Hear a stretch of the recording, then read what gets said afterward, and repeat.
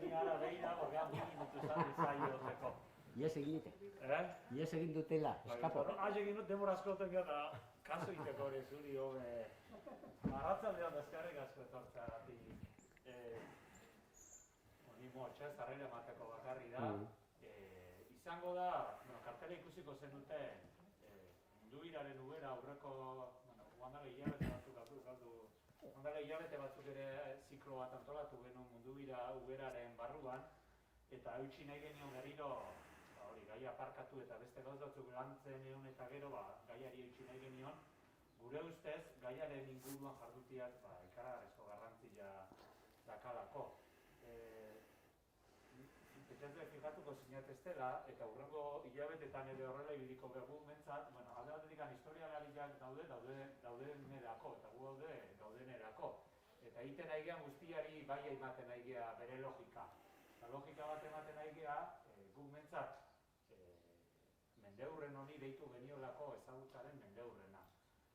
Orain dela egun urte lanketa konkretu bat intzan, behin eta berriro aipatu izan deguna, emaitza konkretu batzukin edo emaitza batzukin, eta egun urte beranduago guk bai nahi genion eman ezagutzari pisu handia. Eta behingoz, bere argi eta ilun guztiekin, eta hori aipatu izan dugu, nire kasuan Sanlukarren, zailburua ikusi de prentxan idazten, prentxaurrekotan, bere argi eta ilun guztiekin, behingoz euskaldunok, kasu honetan mundu bira, guk kontatzearena. Eta horretarako, sartzen dira pertsonaje desberdinak, kontakizun desberdinak kontatu ditzazketenak. Benetan zinizten dugu ez dagoela egia bakarra, egiak daudela, eta egia desberdin horien arteko kontakizuna edo kontakizunak sortuko diala.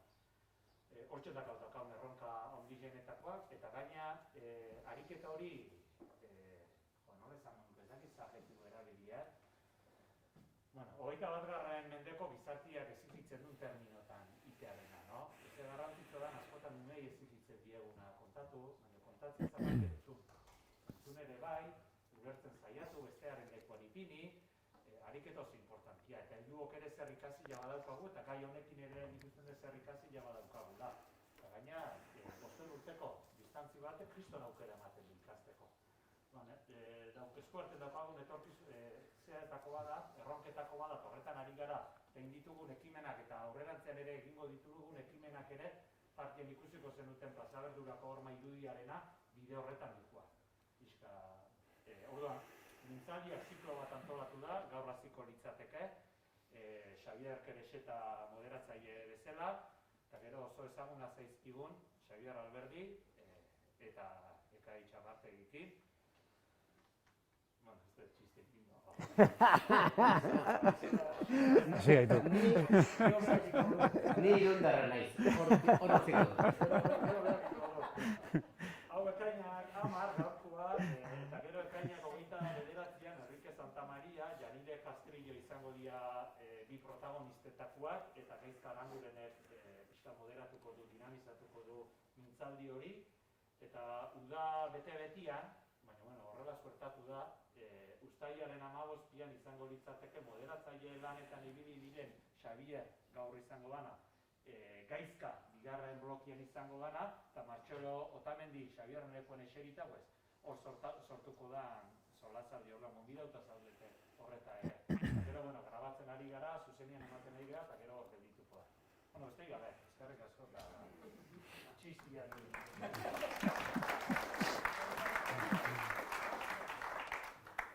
Arratsaldeon, Xabier Kerexeta naiz, irundarra naiz, baina irundarra naizelako ez naute ekarri, Gordailuan lan egiten dut, Gipuzkoako Foru Aldundiaren ondare bildumen zentroan, etnografia teknikari gisa, baina ikasketaz historialaria eta gainera niretzat historia eta etnografia ezin dira horren erraz bereiz, denboraren zentzuri gabe gauzak ez dira ulertzen, ez dago deus ere eternalik edo, eta ez dago deus ere hor denboran fikatzen denik ere.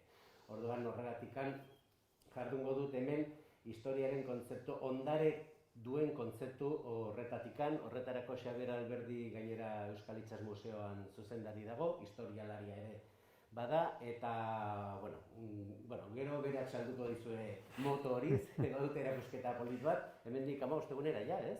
Bai. Egongo da, eta Ekai Etxapartegi ez da historialaria, filosofoa da, eta hori... Zeotea hori. Gazet torero batek esan omen zuen bezala, hai gente pato, baina historia ere egiten du. Intrusismo, kontuan hartuta historialari ofizial askok eta hori gai hori hemen aterako da.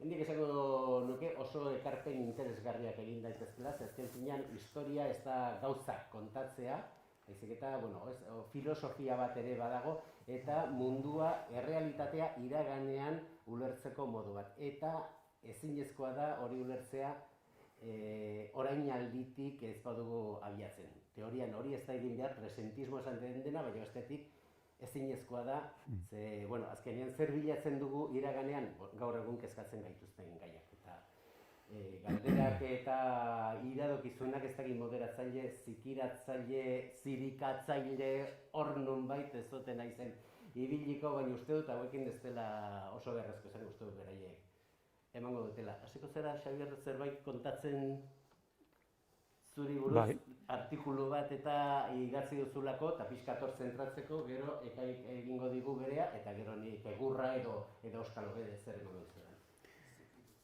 Ba, ondo. Entzute alda ondo, bai, ez? Bai, arratzalde hon. Eta, lehenik eta behin eskarrik asko antolatzaileoi, ez? Elkano Fundazioko Taketeiko udaleko kide guztioi, hau antolatzen aizaten guztioi.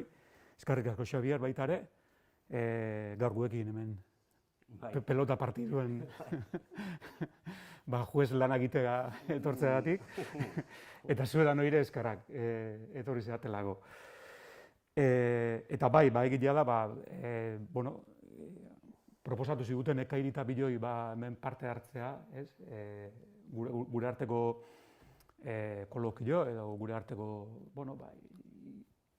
hitzjarrio bat itea, eta nondik abiatu, bai Ekaiak eta bai nik artikulu bana idatzi berri deu elkanon inguruan, eta hortikan abiatuko ginela, eta hortikan abiatuko nahiz, nik pixkat labur bilduko izuet motxian artikulu hortan zer adierazi deten, eta geokuak, geo zirikatzaileak zirikatuko gaitu, o zikiratuko gaitu. Onbega, gero. Nik idatzieten artikulua erderaz idatziet, izenburua erderaz irakurriko izuet, baina geho noski adierazpenak euskeraz ingoitut. Eta bere izenburua da, fue el canon un accidente, aportaciones para la construcción de un nuevo marco interpretativo ajustado a la importancia internacional de la historia marítima vasca.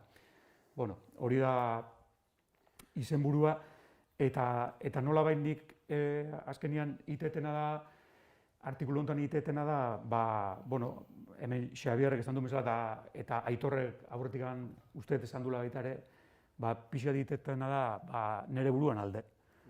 Eta,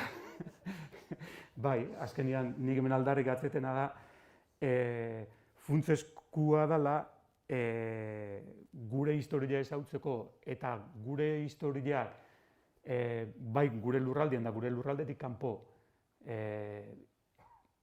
izan duen tokilea o pisua o gehiokua o gutxi jokua o dana dalakua neurtzeko funtsezkoa dela itsas historia aztertzea eta itsas historia kontuan izatea. Eta nola hori inestan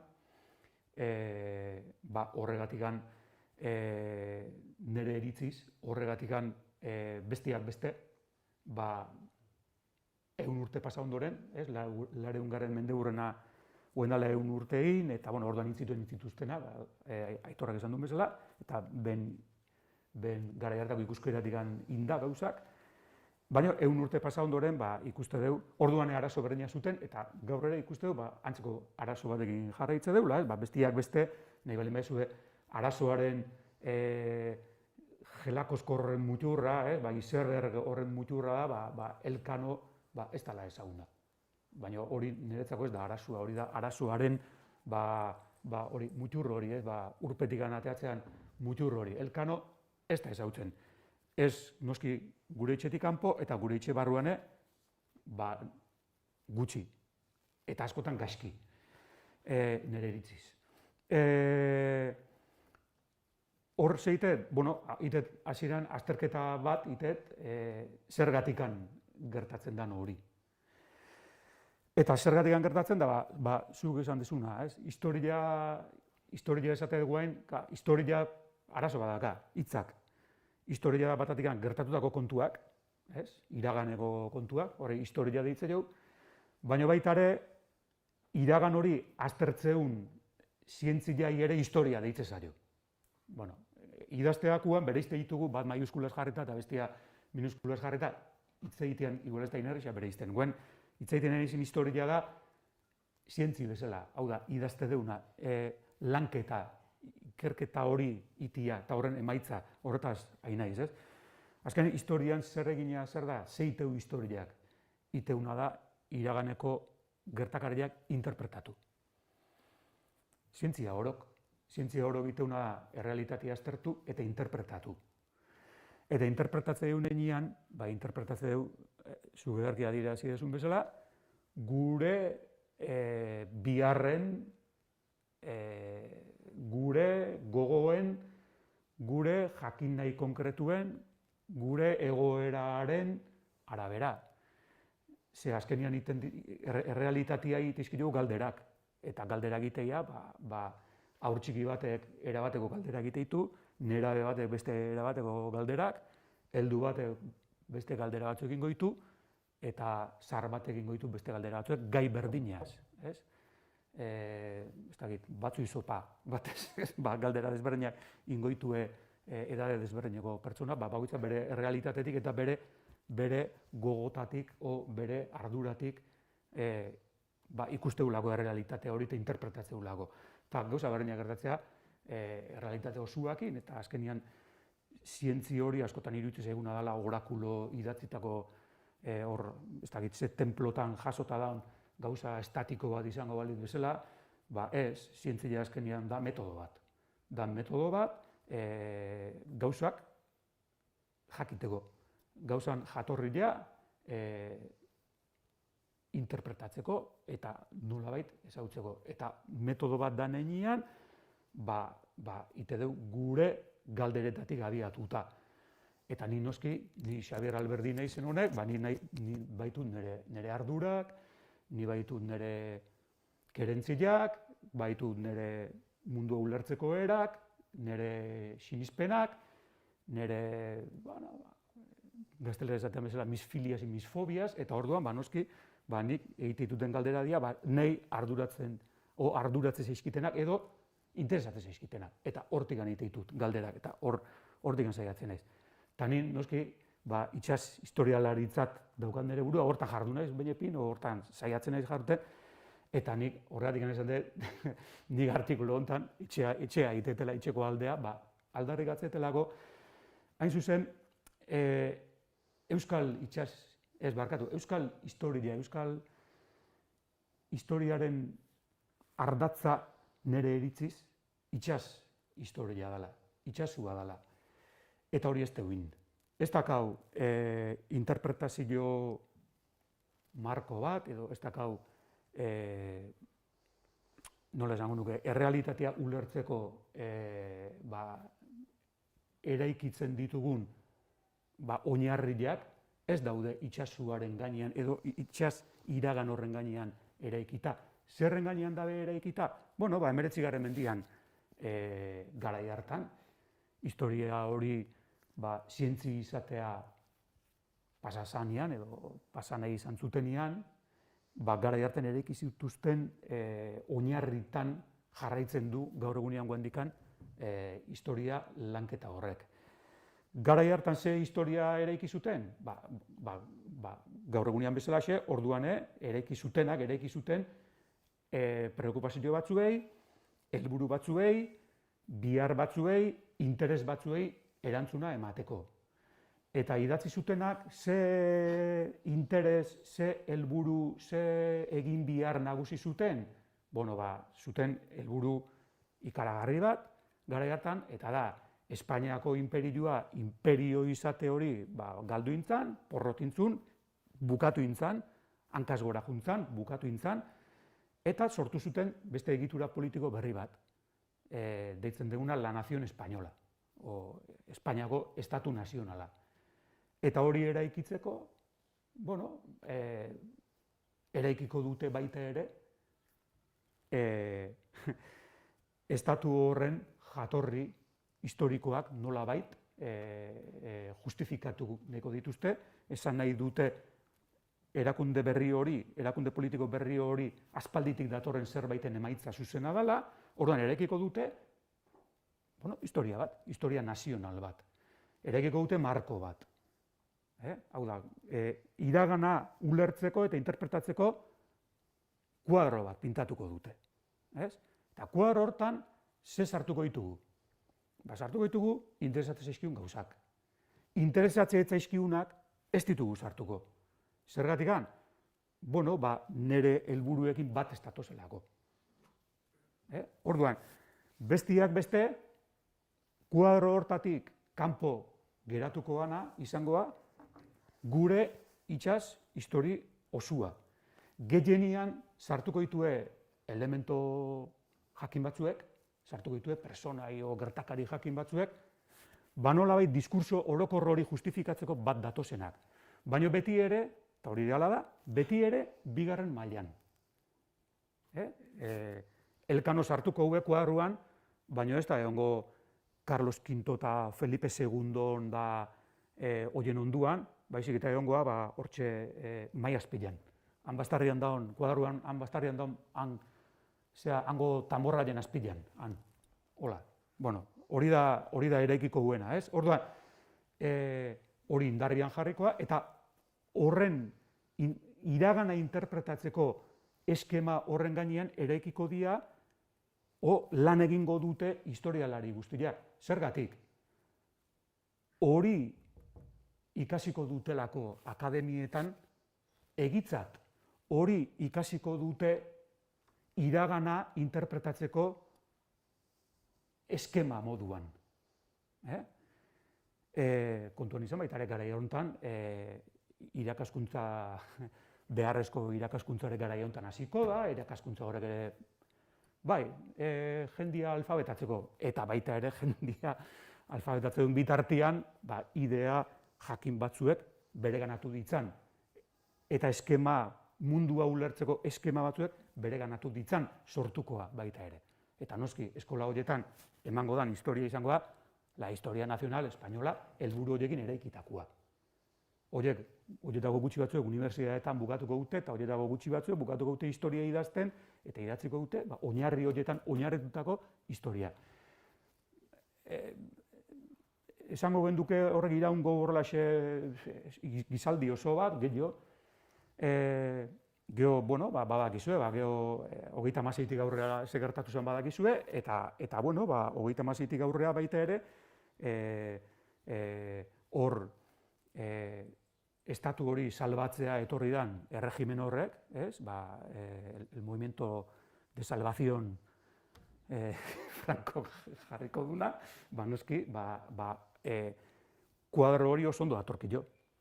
Oso ondo datorkio, azkenean behar aldarrik atzeulako, hori da aurreatea berdeuna, eta espainol gaiztuak hil, eta onak, hor kuadro hortan gabezenak, hor segitu berdeu.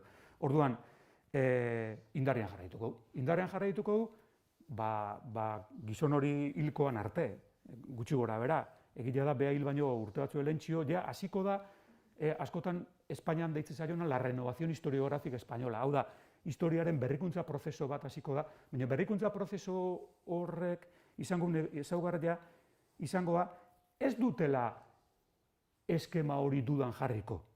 Ez, eskema horrek indarrian jarraituko du. Bakarrik aningo guena da, atzerriko beste herrialde batzutan, bai mundu anglosajoi munduan, bai mundu frantzesian, emandian berrikuntza historiografikoak, eskola marxista, anales eskola, eta hau da, badaude, errealitatea ulertzeko sortzen dian, esango ginuke, eskola desberdinak, ez? Eta horiek, garai batean historia balin bazan, erregien historia egitea, adibidez, eskola berri horiek hasiko dira, iraganeko errealitate handi hortako beste atal batzuek kontuan izaten. Eta horiek guztiak hartuko ditue bai, baina eskema orokorra aldatu gabe. Orduan, izango nola baiteko, leheno telebizioa txuri beltzian geneukan, dagoen tinta botago dugu, koloretan jarriko dugu, baina pelikula berdina segitzeu izaten. Eta horren gainean eraikikoa baita ere, la renovación historiográfica española, eraikikoa, hasikoa baita ere, guk euskal historia zat edo deitzen dugun hori hasikoa hor eraikitzen. Hau da, oinarri horietan formatu dan jendiak eraikiko du euskal historia hori, eta euskal historia horrek ere ez du hankaz gora jarriko eta ez du proposatuko, barkatu, telebizio hori berda itxaldu eta beste bat piztu, beste marko bat, beste eskema bat. Bueno, hori da nik aldarrikatzetena, eta nik aldarrikatzet nire iritziz euskal iragana interpretatzeko berdan marko horrek ardatz izan behar luke itsasua. Nire iritziz, Euskal Herriak ditun, eta izango ditun, eta guen komila jarriko ditut, porque guen itzengoet atzerritar batek bezala edo espainol batek bezala, berezitasunak, Euskal Herria emate udala, berezitasunen edo kontrako gauzen lurralde emankorra, beste guztitan hizkuntza orokorra daben bitartean hemen euskara mantentzea, beste guztitan erregiak indarra hartu zuten heinean hemen nolabaiteko egitura parlamentario batzuek sortu zian. Hau da, ditugu hainbat eta hainbat gauza desberdin, badirudi historia orokor horrek Euskal Herrian beti ez dakit, salbuespenen lurraldia izango balit bezala Euskal Herria. Eta nik planteatzen ditena hori ez dela horrela, eta salbuespen horiek edo gertakari nahi bali maizu bereizgarri horiek nolabait ziaro logikoak eta logika osua daukatela itsas ikuspegitik ikusten balin baditugu. Eta gainea hori hola danez, herri itsastar bat geanez, gure ekarpenak ere, batez ere, eman diala itsasuan. Hau da, esango genduke munduai Euskal Herriak indizkion ekarpenak, ekarpen nagusiak itsasuan eman diala. Hori da labur bilduz nik, igual gehitxo esplikatu ez dakite. Bueno, orain nola Euskal Herriko Unibertsitatean dugun ekan, hain zuzen, hori da galdera, orain badugu Euskal Herrian unibertsitate, bat baino gehiago, baina bueno, ez, esan nahi dut, suposatzen da orain pentsamendu hori, ez, gure pentsamendu hori sortzeko tresna bat edo antolamendu bat badugula, uste duzu Xabier bezala oraindik ere hein handi batean jarraitzen dugula koloretako telebista, baina azken finean txuri beltzeko pelikula zen horrekin, edo zerbait aldatu, zerbait bai, izan da baietz. Baina oso gutxi edo zer gertatzen da, ze Karo Barojak ere aldarrikatzen zuen hori, itsasoa eta hori guztia, baina Karo Baroja pentsatu zenbat urte pasa diren. Eta 1913an egin zuten erakusketa famoso hartan aldarrikatzen zuten, eta Sociedad Oceanográfica Gipuzkoa sortu zuten, eta itsaso, 120 urte daramagu, eta zer, gain. Bai. Bueno, arratzalde hon danoi, eta eskerrik asko gonbidatzeatik bai Getaiko udala eta baita ere fundazioa, eta bueno, zuen konpainia eta eztabaida hau aberazgarria suertatzean. Xabierren galderei helduta, guain badauzkagun tresnak edo ez dauzkagun, bueno, Euskal Herriko Unibertsitatea eta bertako historia sailak ni baino gazteagoak dira. Ni baino 9 urte gazteagoak dira. 85ean sortu zian, eta sortu zian bezala, marko juridiko konkretu batean, historiaren nolabait administrazio eta eta incentiboen banaketa eta ebaluazio sistema jakin batekin, eta dauzkaten baliabide humano eta nolabait antecedenterik gabe. Orduan, 500 urtetako historia buelta ematea 30etan, ez da erresa. Baina, egia da, ez gaudela, orain dela 35 urte geunden bezala, baizik eta badauzkagu tokiak, ezta? Eta gero intruso bat edo beste laguntzeko, intrusismo gurutzatu hontan, porque Xabier filosofiaz aritu da, ez pasazte konturatu ere, bere diskurso oso filosofikoa izan dalako. Esan dezagun disiplinartekotasuna, eta orduan ja beste maila bat. Konponduta. Eta gero badago arazo nagusi bat da sinisgarritasunarena. Etortzen zaizkitenean niri jatorri primarioak, ezta? Eta horra azten naiz Elkanoren mundu biraren lehenengo kronikak irakurtzen, jatorrizko bertsioak, eta horra agertzen zait Elkano bat, nire hipotesia horrela bada, fenomenoa dana. Elkano fenomenoa, baina ez mundu bira indulako. Xabierrek esatezun, hemen, hau dela problemaren ikusten deguna, Elkano ez ezaguna da, badauka gehiago, itsas kultura, Elkano ez ezaguna da, ze badakigu mundu bira egin zula, eta horregatik fenomeno bat zala, baina fenomenoa da askoz arrazoi potenteagoengatik ere, pertsona bezala. Gertatzen da, oso zaila dela pertsona hurbiltzea, Elkano ahaztu eta Juan Sebastian deskubritzea. Besteak beste, hori egiten saiatzen geanak, topatzen gehalako tradiziori gabe eta esan dugun baliabide gutxikin hori dana, baina baita ere sinisgarritasun falta bat izugarria, 500 urtetan eraikitako historia bat desegiten hastea eta kapaka ateratzen hastea, kolokatzen gaitu ia desprestigio akademikoaren alorrean, ezta? Orduan, problema da, hemen izenburuan esan dan hori dela Elkanoak. Eta asko gustatu zait Elkanoak pluralean, porque Juan Sebastian singularra zan, baina Elkanoak asko daude. Eta orduan, zer gertatu da? Elkanoak, historiografia espainolak, ofizialak, Elkano asko produzitu ditu. Zergatik, 500 urtetan bere interesak asko aldatu dialako, eta Euskal Herriarekiko harremana ere asko aldatu dalako, eta bar, ezta? Orduan, Elkano asko produzitu dituzte, zorionez hemen kostaldean eta Getaiko herrian hango produkzioari ez zaio kasu asko egin, eta orduan hemen beste memoria bat gorde da. Orduan hemen Elkano herrian, Elkano kaletan, Elkano hemen Getaiko familietan, Getaiko sukaldetan, Getaiko tabernetan, memoria beste erabatea gorde danez, beste Elkano bat gorde da. Baina historiografia espainolaren liburutan dago Elkano, patroi jakinen araberako izan da, beren interesen arabera. Orduan, dago adibidez Elkano bat, dala, erdi alproja ez jakin bat, kasualidadez mundu bira intzuna, eta orduan, nola zan pixkat piloa, Magallanesein merituak kendu nahi izan zion, eta orduan da erdi traidorea, porque amotinatu egiten zan, da erregiarekin lege zorrak zeuzkan, Marinel, ez jakin, traidore, rebelde, alproja, espabilau, hori, hori izan da 300 urtetan, da hori da pixka Xabierrek esateuna hor tamborran azpilan iskutatu dutena, salbuespena, 300 urte horietan, testu bat dago salbuespena dana. Eta Elkano jartzuna zeruan, izugarriz ondo hitz egiteko Elkanotaz. Eta da Filipinetako lehenengo historia.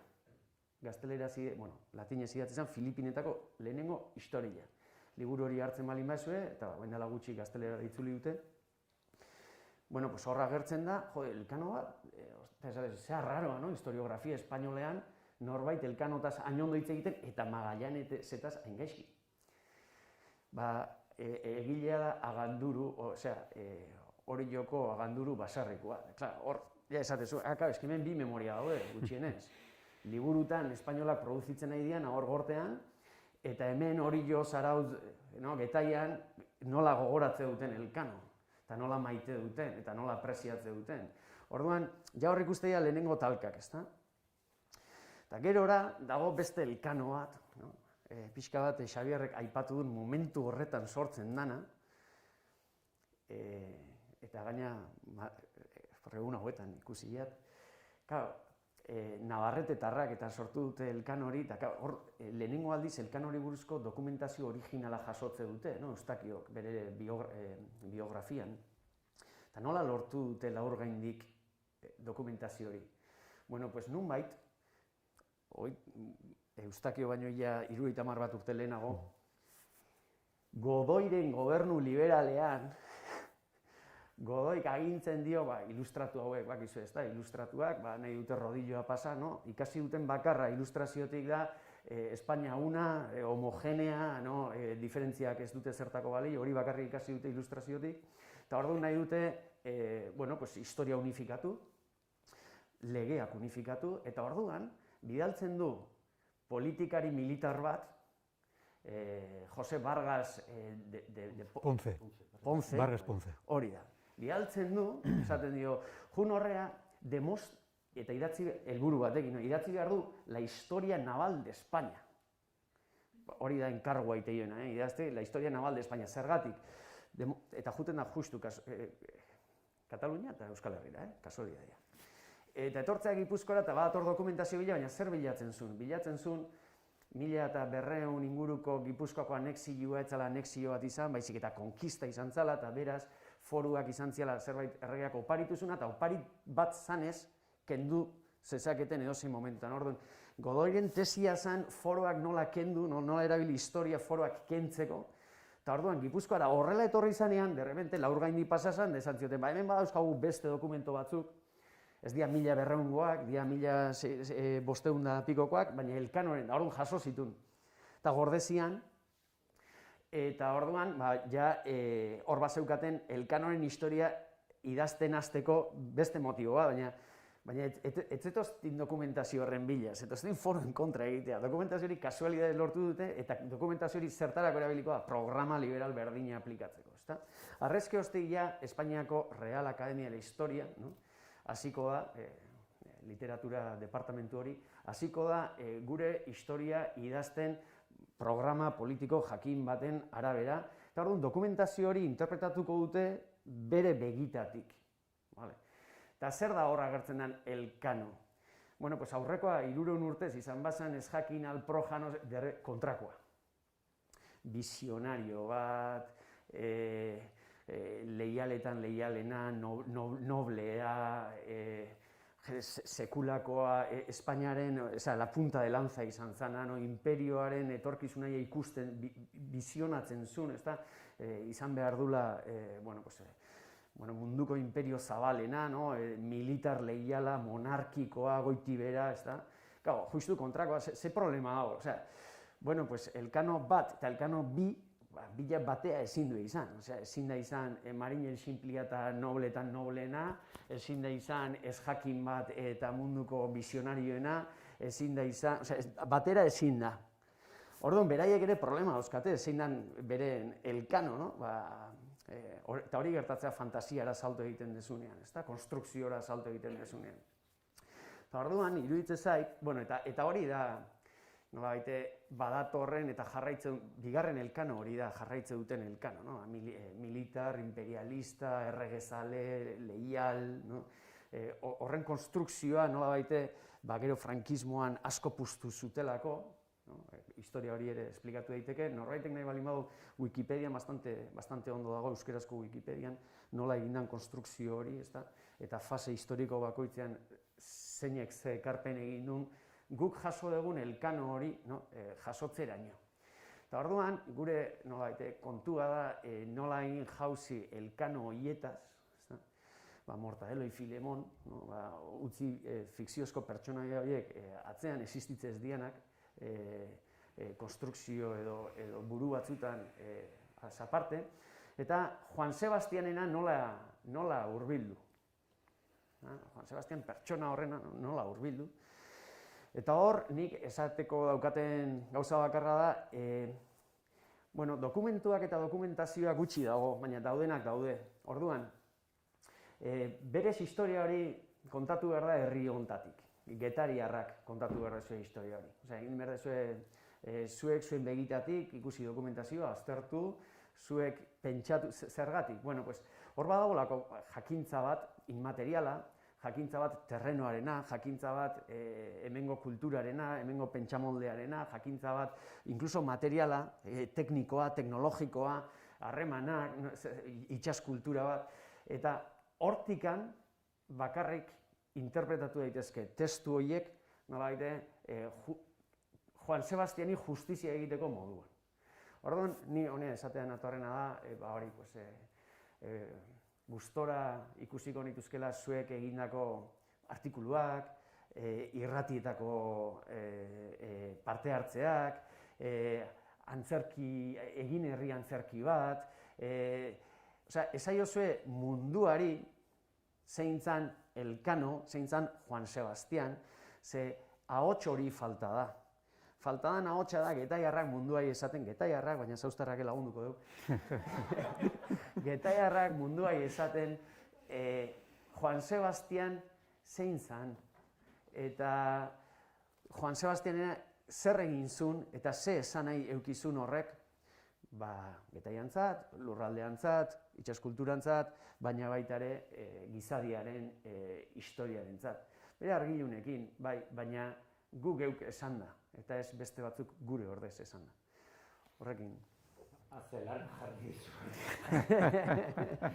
Lan polita, pentsate. Baina, mira, hori apuntatu neukan, nik hor ikusten dut arrisku bat. Bueno, nik uste, neukan apuntatu hori uste dut oso garbi geratu dela, azken finean, historia boterearen eskumakila da, berez, ezin da egitatu, naiz eta honesto eta zientifikoki egin, eta unibertsitateak ere ez dira entitate neutroak, beharrik ere ez, segurazki, baina horrez aldago beste arrisku bat, alternatiboa egiten dugunean, hain zuzen ere, diskurso berri bat osatu behar dugulako, ez alda arriskutsua aldez aurretik pentsatzea, erabakitzea zer nahi dugun, kasu honetan Elkano supermajoa da, zuk esan duzu argilunak eta baina argiago aterako zaizue egiten diozuenean lan hori iluna baino, baina ez alda arriskutsua ere zentzu horretan, esan dut intrusismoarena, baina respeto guztiek, oso garbi dituzu maila bat badagoela eta iturrietara jo duzula, baina zer gertatzen da, adibidez duela gutxi, atera da batek esaten duela Kolon, oraindik Kolon, oso modan dago gainera orain jabidea ADN ateratzen ez dakit, eta batek esan du Baxenabarrekoa zela eta gainera Agota. Agota, ez dakit bat gizuen, eta talde marginatu bat, hori eta hori. Eta orduan, ETV-koak eta berrian behintzat ere ikusi nuen, joan, eta galdetu egin diote, eta kontatu die historia hori. Eta ETV-koei edo kazetariei oroar ez zaio okurritu, goazen unibertsitatera, historialariei edo, ez, kasu honetan Euskal Itsas Museora eta galdetu. Alternatibo historia, niri ez gustatzen historia alternatiboa ere kontatzea, baina ez dago hor, arrisku bat bestelako idealizazioetan eta berriro ipar hori naiz eta jakin ez dela neutroa bintzat behar duen zorroztasun metodologiko hori galtzekoa edo.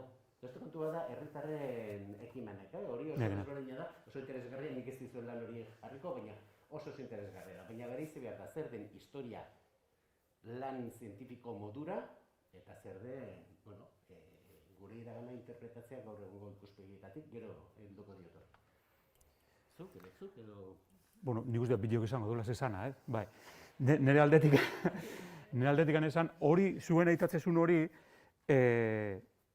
gertakari baten ondorio zuzena da. Eta hori da aldarrikatu berdan kontu bat da, historia zientzi bezala erabat desprestigiatuta daula. Ez daka prestigio zientifikorik, ez dauka. Eta zergatik ez dauka? Hain zuzen, zientzia prestigioa izan dezan, baliogarritasun bat izan behar du. Esan nahi dut, fisika prestigiatze duen arlo bat da, jakintzaren arlo bat da. Zergatik? Gure errealitate fisikoa erantzun horien gainean ere egitzaitugulako, hainbat teknologia, hainbat itxafero bialtzaituguna hor zehara, espazioara, eta martera guen ez dakiz eta, bueno, ez, bali jau, zertako gure mundurako zertako bali jau, orduan, ona da. Medikuntza, sendatu ite gaitu, eta gizek, ona da, prestigiatuta da. Geografia, bali jau, mapak iteko, eta Google Earth, eta hau, eta bestia, eta tal, eta ona, bali jau. Historia? Zertako bali jau historia? Hori da asuntu, zertako bali jau historia, gaur eguneko gizartean, gure gizartean, nigarri, uste, ni guen hemen galdetuko banizueke, zuen ustez, zertako bali jau historiak, zertako bali jau. Eta zuk aitatu ezu ez, historia nola bai beti boteren zerbitzure onda, bueno, nik uste zientzi oro. Zientzi oro, dao, jakintza oro, jakintzaren sustapena azkenian, itea, fizikan aurrerapena egitea, itxaferuak, amerikanoak rusuei botan nahi dizkioenak, eta rusuak amerikanoei botan nahi dizkioen itxafero horiek nola garatu berdian, dirua jarriko dugu. Horregatik egitea aurrerapenak. Orduan, jakintza oro da boterearen zerbitzura. Baina ez da hori arrazoia. Arrazoia da, nire ustez, historiak gaur egun gizarteak ditun ardurei erantzunik ematezte jolago. Guk ardura batzu edazkau, arazo batzu edazkau, bizimoua, errexagoa, gogorragoa, gure arazoa edazkau, eta, azkenian fizikak, soluzio batzuk emateizkiu gure bizitza aldik eta hobe egiteko, eta bar, historiak zertan laguntzeiu, eta hori da asuntu ez, eta orduan, ikuste dugu, guk ditugun ardurak, guk dazkaun arazoak benetan hobeto ulertzeko, aurrera egiteko, ezertan laguntzeiu, hor da niretzako arazo ondila. Da orduan, historia bihurtu da, ez dakit, ni bezalako lau arratoi hor jartekena papel zarretan hor zea, behitzen, eta nola baiteko oso mundu endogamiko bat, historia fakultateek historialariak sortze dituzte, historia fakultateetan sartu ditezen, eta historialariak formatu ditzaten, eta orduan nola baiteko bukle bat sortu da, baina benetan gizartiak ditun preokupazioak, nahiak, horiek erantzunik emate jo? Nik uste tortik handat, horrela pixkat, zuk esate zinun arazo, hori nire iritziz. Galdera potolo batek. Zertako balio historiak, ez dakit, zertako balioko, ze momentu honetan, ejertzito espainolak, 25 milioi euro inbertituko ditu mundu irakontatzeko, eta Elkano zeintzan esplikatzeko. Orduan, ejertzito espainolak utilitatea topatzen baino 25 milioi euroi, submarino bat erosi beharrean nahi hori egin, berak utilitateen bat bilatuko jo. Orduan, guk zergatik ez dugu egiten historia, zergatik guk ez diogu utilitatea bilatzen, horri ezin diogulako aurre egin. Lehen esan dut, Elkano bat, historia liburutan, struktura bat, komunikabietan, Elkano bat. Orduan, getaiarrak zeite dute, guk ezin dugu getaitikan horre danai aurre egin, orduan, deskonektatu. Eta memoria beste erabatean antolatu. Orduan, nola baitere guk historia egiteko gai izango bagina, gure historia egiteko gai izango bagina, igual atentzio gehiago emango genioke, benetan utilidade bat ikusiko geniolako. Baina momentu honetan ikusten dugu, utilidadea dela, azkenian operazio bat. Horrek ez du esan nahi, eta Xabierren galderari erantzunez, kontu zibili beharrez dugunik guk historia egiteagoan. Esan nahi, hor badaude gertakariak, eta hor badaude relatoak. Eta gertakariekin, jun behar dugu, gertakariek eramate gaituzten tokiraino. Eta hor honestuak izan behar dugu, sesgoak bauzkagu, interesak bauzkagu, frikiak badaude. Unibertsitatea, esate dugu, unibertsitate frikiz beteta dago, ni bizi naiz, hori egunero horietakoekin bazkaltzen dut, orduan kontuatzen naiz, ostras, ez konfiantzak gehiegi gugan, orduan kontu zibili behar dugu, eta jun behar dugu gertakariak eramate gaituzten tokiraino. Gertakariak esaten badute Victoria itsasontzia Bermeon Ondarrun egin zala, ani zauztarra nahi, da kriston simpatia zautza, eta ni gustatuko litzaiak zautzan egin izan balitz. Baina ez dut esango zautzan egin dela, ze, bueno, pues, dokumentazioak hori esateu, oain, ze gertatzea. Dokumentazio berdina, eta batez ere, oain dela, 500 urtetako dokumentazio eskas hori, begi ezberdinekin irakurri daitekela, segun nork irakurtzen duen. Eta orduan, sesgoak batzutan kalterako dianak, beste batzutan izan daitezke onak, positiboak, beharrezkoak. Hau da, zientzian filosofian Polanyi metodologoak esaten zuen personal knowledge. Hor badago, zientzia egiteko zientzialariak beti daukate ezagutza tazito bat eta hori ona da. Zer da? Bueno, pues, instrumentoak nola erabili, balio batzun barruan nola jardun, begirada bat landu, ezta? Eta nik nun ikusten dut hori, elkanori buruz ari geanean, ezagutza tazito hori, nork dauka? Bueno, pues, bertako historia egileek daukate. Eta pentsatzen jarrita hori logikoa da. Osea, Euskal Itxas Museoko zuzendaria zauztarra izatea eta ez islandes bat, logikoa da, ze Xabierrek hobeto ulertuko ditu, bueno, pues, ikasi beharko du asko itxasontzi buruz eta ordu asko sartu beharko ditu liburutan, baina badakarki berak zerbait, no? Filipino batek agian ekarriko ez lukeena, eta da bertakotasun hori. Era berean, Filipinetako itxas museoan ez nioke aholkatuko Xabierre juteko zuzendari izatea. Eta orduan, sesgo negatiboak badaude eta horregatik dokumentazioa ondo aztertu behar da, errigore guztiakin, zientzia egin behar da. Baina sesgo danak ez dira kalteako.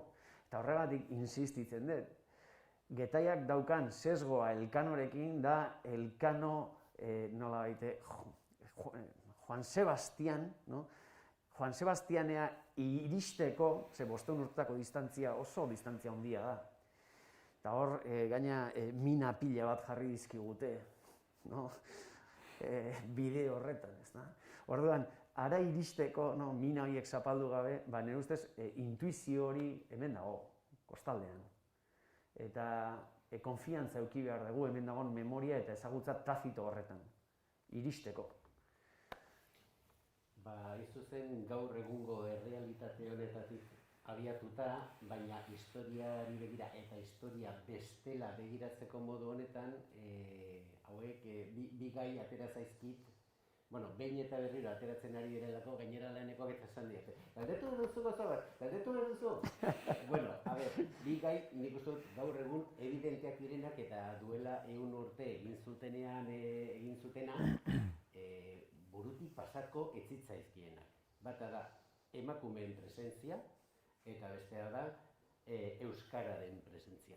Ez ditut naziko ezera, baina batek hemen Getarian gaudela. Juan Sebastian hemengoa zen eta ama izan zuen Catalina Portukoa edo Catalina del Puerto agertzen dena eta orain arte ez dut esango inexistente, existente izan zen, baina erabat ez ezaguna historia liburuetan, zuk esaten bat zenun, hori ez, historiaren kuadrondi horretan, euskaldunak, Urdaneta eta Elkano eta hauek, txoko batean bat zeuden, haien amak ez da, ez? Orduan hortxe daude, orduan aldarrikatu behar dira, ez, zuk esaten zenun hori ez, hau da Elkano, baina hori Elkano ulertu behar da horren atzean zegoen kostako mundua, eta kostakoa izan da, hori ez dakit garbi geratu zaizun, nik irakurri dudalako eta kosta da Gipuzko osoa eta Bizkai osoa, eta hain batean Nafarroa eta gero Lapurdi hori geroko utziko duzen Lapurdi ere. Baina orduan, az gaitezen, emakumeen horrekin, presentzia hori aldarrikatzen badugu, eta nik uste dut aldarrikatu behar dela eta bilatu behar dela, baina era berean ez litzateke kontradiktorio izango kontuan hartuta zer nolako historia zen 16. mendekoa. Eta ze historia violentoa izan zena, hain zuzen, Europarrona kontinentetara bidalitakoa, eta Europar bertakoena. Gipuzkoan bertan ere, bandoen arteko gerrak eta hortxe egon ziren bezpera arte, eta, gehiagin luzatu gabe, hori, orduan zer egiten dugu, horrekin nola sartzen dugu emakumeen presentzia, eta zer horreko kontradikzio sor litzake azaleraztea orain arte ezkutuan egondako horrek. Zuk esan dezu, izkutuan mantendu da. Margotu zutenean margo eder hori, txikitzen egiana batetik eta bestetik, margo hori intzutenean, esan dugu, nola gure itxas ekarpenak, euskal ekarpenak, hortxe tamboran azpilen laga zituen, eta emakumeak ez da tamboran azpilen. Orduan, kendu intzituen. Historia hori eraikitzean ean, erabaki zuten, historia hori eraiki zutenak, erabaki zuten, lehen esan dugu, ez? Errelato hortan, interesatzean gauzak hartzeia, eta interesatzeztianak ez dira hartzen. Ez hori hemen bakarrik, esango genduken mundu guztian, kanpuan utzi zan, mundu guztian honik ezautzeten baina epin, bota nik gara, baina nik ezautzeten mundu txuan baina epin, emakumeak kuadrotik kanpoa utzi zituzten. Hau da, benetan garrantzilea dakaen gauzak dira, gizasemeek garatu zituzten gauzak, intzituzten gertakariak. Emakumeek garatutako, emakumeen parte hartzia, egiturak eta oso hortan, horrek ez dauka garrantzik. Eta ez dago urrutira joan berrigan, ondarian egiten dezu zuk lan, zenbat burdinola dabe Gipuzkoan, esango duke, ondari izendapena daukatena, igual izango dira, 100 piko, ez? Zenbat labadero? Ni ez da, alegi dongoan, bat onbeste. Gordaioan igigarria daukagu, labadero ez ezkizu sartzen, ez da gure errua, Esan nahi dut, emakumeak lan egiten zuten azpiegitura, guk gaur egunean eskabadora bat egin jutegea eta puskatze deu bekolako burdinola, o liliko burdinola, o ez dakize, montatukoa ikaragarria prensan ez dakize bakize, labaderuak puskatu ditue gure zugoran aurrian, danak, esate bateako hila danak puskatu ditue. Eta ez du inork ezer esan. Dano iruditu zaigulako garrantzi gabeko azpiegitura bat dala. Azpiegitura produktibo garrantzi gabeko bat. Goen, errota bat, burdinola bat, portu bat, hori garrantzitsua da. Baina emakumeen jarduerekin lotura sakan azpiegitura produktibo bat ez da garrantzitsua. Orduan, hori horrela da.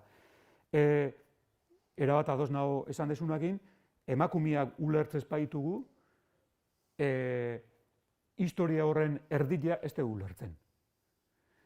Esaten nahi, ni aldarrikatzen nahi bali manaiz, gure historiaren ardatza nire eritziz itxasua izan dela, horrek esan nahi du, gure gizarteko gizaseme talde handi bat, etzala gure herrian egoten. Ez? O garraiatzen ibiltze ziala, o mundu eguelta ematen, o ternuan balia garrapatzen, o bizigutan. Eta itxian eotezianak, kalian eotezianak, herrian eotezianak, emakumea zian. Eta garai hartan etzion gaur egunean diru kontuak eta itxetik egiteitugu, Kutxabank eta olako kontuak, eta egiteitugu, eta zea, eta jutea kajeroa, eta emateu dirua, eta ordaintzeitugu txartelak iniztak. Garai hartan olako kontu egetzion.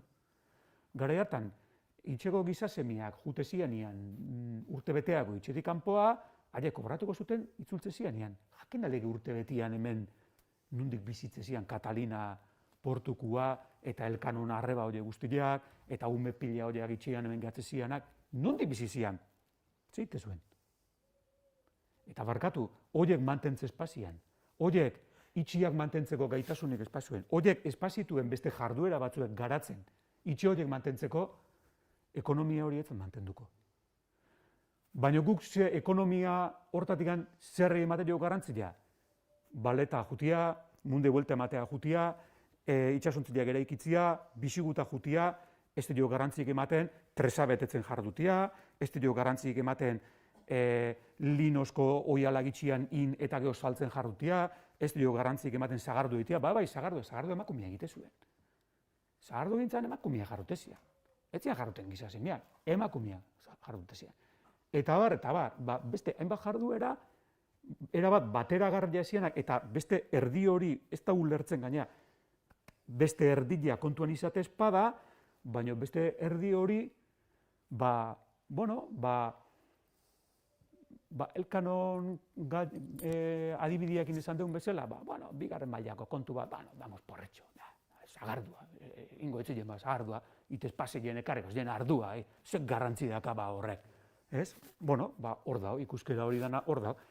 Eta hori da, iteko daun histori bat. Guendigan zailtasun handiagoa dituna, ditu nire iritziz, hiru mototako zailtasunak ditu batetikan dokumentazio gutxi daulako, ez dialako inoiz izan jarduera ohoragarriak gaur arte zei izan dira munduan. Jarduera ohoragarriak izan dira, etzaile hiltzeuenak. Ohoragarria zan, etzaile hiltzia.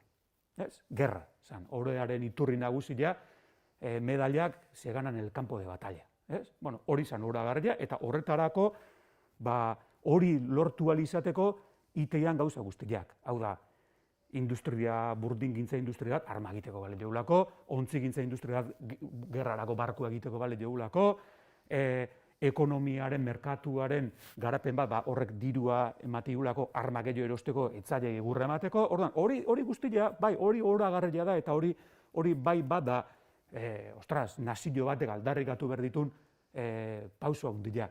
Emakumeenak, itxia mantentzia, beste guztiaz arduratzea, porque beste guztiaz emakumeak arduratzea, oliarako kurguka dabiltzan bitartian, beste guztia olioa egiteu, oliarako kurguka ibili dein, hala da, hori ez da horagarria, ordan dokumentazioek ez da sortu, besteak sortu duen gaina dokumentazio ez da sortu. Hori bat, bi interpretazio markua esan deuna, hori nola inoiz ez diun esplikatu inun hori garantzitsua dela, historialariak ez du hori aztertu. Ni tesila egin unian, nik gero konturatu nintzen. Ni tesila egin unian, itxuan jontzen, ze emakume eta ze histori, nahi interesatzen zitzaiten da, itxasontzeiak, merkataritza, baliak terranoban, ez da gizela, emakumeak, goitu anumia iproia garbitzen itxian, ze horrek ze garrantzi daka. Ene jo ninungo garrantzik ematen horrei. Eta tesila egiten nahi nintzala, dokumentazioa behitzen nahi nintzala junintzen jausten, baina alare, nun baitian jarri berzaten bai dia mugak, nun jarri nion muga bat. Muga bat nire lanai jarri nion hor. Nire tesila irakurtzen bali maizu emakume igan apenas ez da esaltzen. Hori, eta hirugarren arazua, nire iritziz, da baita ere askotan, zulen baita dazun buenismorako arazo hori, joera hori. Askotan, entzuteanean, historia feminista bat o emakumea integratuko duen diskurso bat eraiki berdanean, askotan badirudi diskurso alternatibo bat izango gala, eta badirudi emakumeak beste modelo bat aldarrikatzen zutela, ez barkatu.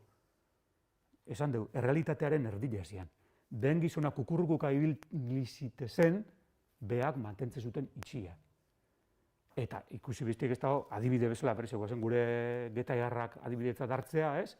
Katalina Portu bere seme guztiak eta hil ondoren, Elkano hiltzan, da bere anaiak eta hiltzia, apaiza zan bakarra gelditu zen bizik, hemen getarian, eta gero, alargundu zian alabak, baitare, eta mazarra ibilizan hainbat urtetan soldatak eta erreklamatzen, eta beak oso interesantia dira, beak iteitun aldarrikapenak, erregiai eskatzen joan nahizu. Zu gaindu zituzun soldatak hemen guandikan kobratu gabe. Eta beak erabiltzun argumentotako bat da, nola familian erabakile hartu zituzten ondasun guztiak xautzia, inbertitzia bigarren espedizio hortan. Eta orduan gehatu zian, zerua eta lurra. Porrotintzun espedizio horrek, etzun etekinik eman, eta gainetik erregia gaindutako soldataile kobratu gabe zaben. Orduan, hor oso ondo ikusten nola emakume hori, aidan hori erreklamatzen. Hau da, beha ez da gertakari alternatibo bat erreibindikatzen, beha da erreibindikatzen barkatu, baino gure enpresa, gure etxia, gure guk nahi ginuna egiteko eman genitun pauso batzuek, porrotin ginun, eta gu izor batzuek sortzaizkigu, Elkano eta Roi izor batzuek sortzaizkigu, gizon oa emakume. Horzan edo, emakumeak ere logika hortan daude. Beste gauza bada, garai hartan zion, sexuen arteko banaketa hori, itxetik kanpoako gauzak zian gizasemia egite zituenak, esango ginuke, el valer más, ohorea lortzen zutenak eta aberastasuna lortzen zutenak, hori zian gizona, lumak jartzen zituztenak, pelukak jartzen zituztenak, hori zian gizona. Kurioso da, gaur gunean emakumeak gehiago prepatzeia gu baino, garai hartan ez, garai hartan ibiltze zianak, hori harra eta, zein txoriak harrak izatea kolorea dituztenak, emiak izatea normalian kolore apalekoak. Gizasemiak garai hartan ala zian, kuadroak ikusi bitegi ez dago, pelukak egin da, kontuak egin da, patak eta kontuak eta, hori guztiak gizasemian kontua zan, eta emakumeen kontua zan, egunerokotasunaren mantentzia. Eta egunerokotasunaren mantentzia ez da itxien platera garbitzen egotia, izan nahi du, etxeko zoruak, etxeko egin biharrak, hau da, familiak mantentzia. Gizasemia egite zuena da, aberastasunak eta ohorea aldan neurrian etxea ekarri. Orduan, hor da, baina danak dabiltza esango nuke proiektu helburu jakin batekin, etxe horiek alik eta mailikan gorenea iritsi ditezela. Orduan, askotan, esateunean bai, ez dakit, beste erabateko bat izango zen, nik ez dakit. Bai. Bortzerto buenismoa eta esan duela, eta zuk aldarrikatzen duzu humanista utopiko zat, ez, gure Juan Sebastián Elkano baina eta praktikan horrek ere zer esan nahi du 16. mendeko humanismo horretan, kontuan hartuta, humanista Europar horiek joan zirela beste kontinentetara eta zer egin zuten, eta kontinente barruan ere zer egin zuten. Zadibidez, Pierre Delancre oso ezaguna dena Lapurdiko sorgina, sorginak. Gizon emakumeak, gehien bat emakumeak erre zituelako eta, urkatu zituelako eta humanista bat omen zen, ikasketaz eta adibidez, inkisizioaren etxai amorratua, erabat absurdua eta gaiztua iruditzen zitzaion instituzio hura. Orduan, humanista esan da, ez dakit askorik esaten dugun. Bai, hoxe. Nik botan honean, humanistaren koordenadatan, ez duen piropo bezala jarri, baizik eta deskripzio bezala. Baina, sinisgarritasun falta hori nundi dator, ezta? Elkano imperialista nola izan daiteke humanista, eta ze problema dago, zazaldeu garai hori ezagutzen, ez dago inkompatibilidaderik hor, baina urrutiago joan gabe, Lancre, 100 urte ondoren joan gabe, Tomas Moro. Ni jartzen dut, Tomas Moren utopia segurazki agian irakurri zula, estiloagatik eta hola, eta esaten dian gauzak, da gaina fetxak ikusita, norri izan zen Tomas Moro, eta zer, bai, humanista, eta, orduan, humanista esatea berez ez da gauza asko esatea, baina protestante esatea ez dela, protestante hoen digan, pixkat eranduxiago etorriko da, baina protestante esatea ere ez da ezer esatea, baina bai da gauza asko esatea. Besteak beste, hor badaolako Europan, batez ere Europako iparraldean, pentsamentu korronte berri bat, reformista esan daitekena, eta exceso edo abuso edo ustelkeri edo Europa bihurtzen ari dan pofilga hori, pofilga expansionista hori, korrupto hori, botere, Carlos V, monarquía universal, el saco de Roma, bestia, bortxatu, guztiak, mercenario ejertzituak erabili edo zer gauzatarako, botere absolutoen norabidean jun, hor badago norabide bat, eta humanistek eta protestantek, beren kontraesan eta beren botere tablero horretan, botere joku guztiekin, ideia berri batzuk planteatzen dituzte mahai gainean, aurretik ez zuenak eta freskagarri dianak. Eta gero eduki dituztenak ondori batzuk, eta kontua da, ideia berri horietako batzuk, Elkanona balitz, lehenengo kronika horietan agertzen da, Borneoko deskripzio hori eta bar, ze Elkanok ikusi zuen, Maximiliano Transilvano, ez, porean etxe honan, eta Fernández de Oviedo ere ez entzun ikusi, etxe honan, Elkano antzegon. Eta orduan han idatzita dagoena, nunbaitetik atea da, segurazki Elkanoa da. Bueno, eta han ze ideia agertzen dira. Bueno, pues, guk momentu honetan etiketa hori, no? Humanismo utopikoaren edo etiketa hori jarriko geniokena, ez da? Bueno, pues, gerrara di joan erregea oso aski, hori ez da egiten. Nola, gerrara, ze gerra, no? Nundi dator gerraren zentzua, no? En cambio, Europan, hoi bakarrik zeon. Espansio gerrak, konkista gerrak, baina etzun hori ikusi berak Borneon eta asko gustatu zitzaion ikusi zuna. Eta orduan esan zuen, eske hemen, errege bat gerrara balin bai joa, bera jun behar du.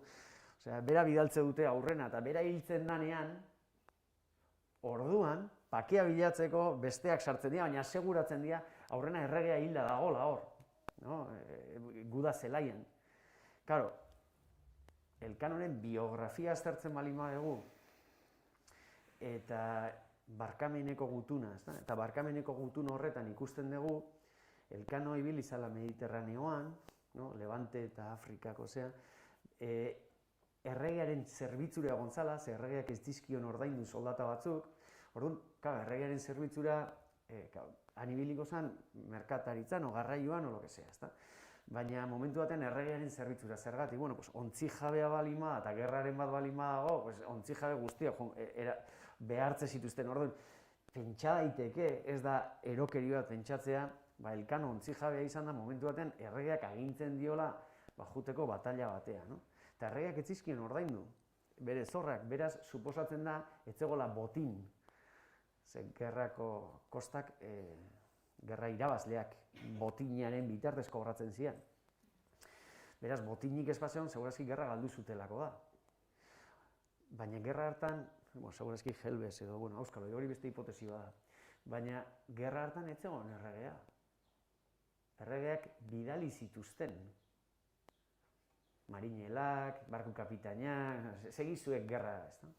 Eta hor ikusiko zituen, segurazki Elkanok, hildakoak, bera gelditu zen oso gaizki, ze barkoa saldu behar izan zuen. Orduan, Borneora jun eta ikustea, han gerra deitzen bau errege batek bera jun behar duela lehenengoa, nik uste Elkano flipatuko zuela, eta esan, zei deia ona, no? Osea, zergatik ez dugu Europan, no? Osea, Carlos V gerrara jun nahi dula, jun nahi aurrena, osea, utziko jau paseo bat, no? Zei aurrena, eta hiriltzea izenean, igual gu zerbait egingo jau, ezta? Horrelako ideiak agertzen dira testu hortan. Nik esate humanismo utopikoa, baina erabat anti-Europa da Elkano hori, ezta? Paganismoaren, hortik hasita, 150 urtean, egon goia erlijio gerrak Europa osoan. Konstante, 150 urte, gerran, Europako herena hilko da gerra horietan, izango da, Europak ezagutu duen garai basatienetako bat, ezta? Gerra aldetik, ezta? Eta dira erlijio gerrak, no? Erlijio batik egingo zituztenak, erlijioen atzean boterea dago, baina, han, en cambio, berak ikuste ditu Borneoko zeak, ezta? Naturalak, hauek ez dute, siniste dute, guzkia eta ilargia eta ez dakiz eta horiek diala jainkoak eta saludatze dituzte, horako deskripzioak egite ditu. Baina zoriontsuak dira, jainko batean sinistu gabe, edo jainko kristauan sinistu gabe, edo ez dakiz ez, da? Ordan, hor tolerantzia religiosoa eta paganismoaren zea, no? Hori humanistak ari zian nola baite hori bultzatzen, protestanteak esain beste, humanistak ari zian hori bultzatzen, ez da horrelako ideiak, ez da? Eta nola baite alboko herriak eta auzoak eta irlak eta pakean utzi behar diala eta bakea oso gauza ona dala. Imaginatu, beha barku jabea, eta zer egin nahi zuen? Bere merkantzia garraiatu itxasbide seguruetatik. Eta gerra zegoenean putada bazan, ze dena arriskatu behartzun, ez dakitze Frantzia, ez dakitze gerra batik, ez da? Orduan, bera gerrak ez zitu, maite, hori pixkat, gerora etorriko da mentalidade burgues edo protoburgues horre, estabilidadea nahi den nire negozioa, pixkanaka ondo jundadin, ez da? Estabilidadea gerrarik ez, no? Eta orduan, marko horretan, politika espansionistak, handinaikeriak, ja asko daukaten errege, noble eta aristokrazia horiek, ja, gehiago nahi izate hori, ez zuen ondo ikusten, eta testuetan hori agertzen da. Eta evidentemente ideia horiek ezin dute izan, ez Maximiliano Transilvanonak, ez Fernandez de Baionak, evidentemente, ez horiek gortean bizi ziren. Orduan, beste gauza bat gertatu zaiten artikulu honekin da, nik humanista utopiko jarri dut, ez piropo bezala, pixkat erreferente, baina, karo, humanista, no? Orduan, Maximiliano Transilvano, no?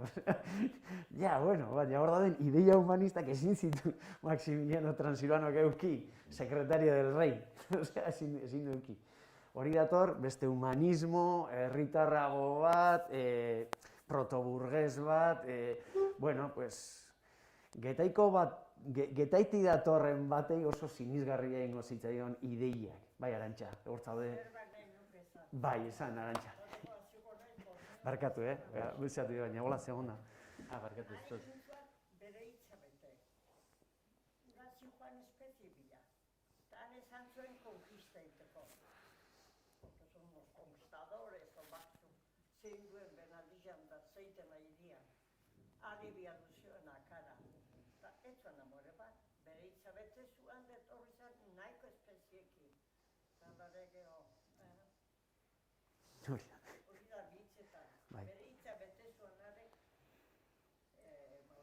espezie bilakuntzala eta nahi zuen konkista egitea, ben hizkuntza, ben kultura, ben historia, kontrakaizak. Ni pixkat... Bere aldekua. Barkatu, Arantxa. Beste gauzak ere baldia gainak. Baina, bueno, hau ja ez nahi Gertatzea, mikrofonoa behar dela, hitz egin nahi badezu hori bai. Zeuek adierazi duena zeuek laburtu. Bale, Arantxak esan duna da, bueno, azken finean Elkanoren merito dela bere hitza betetzea, osea, hiltze bila jun eta hiltzearekin bueltatzea, zailtasun guztiak zailtasun.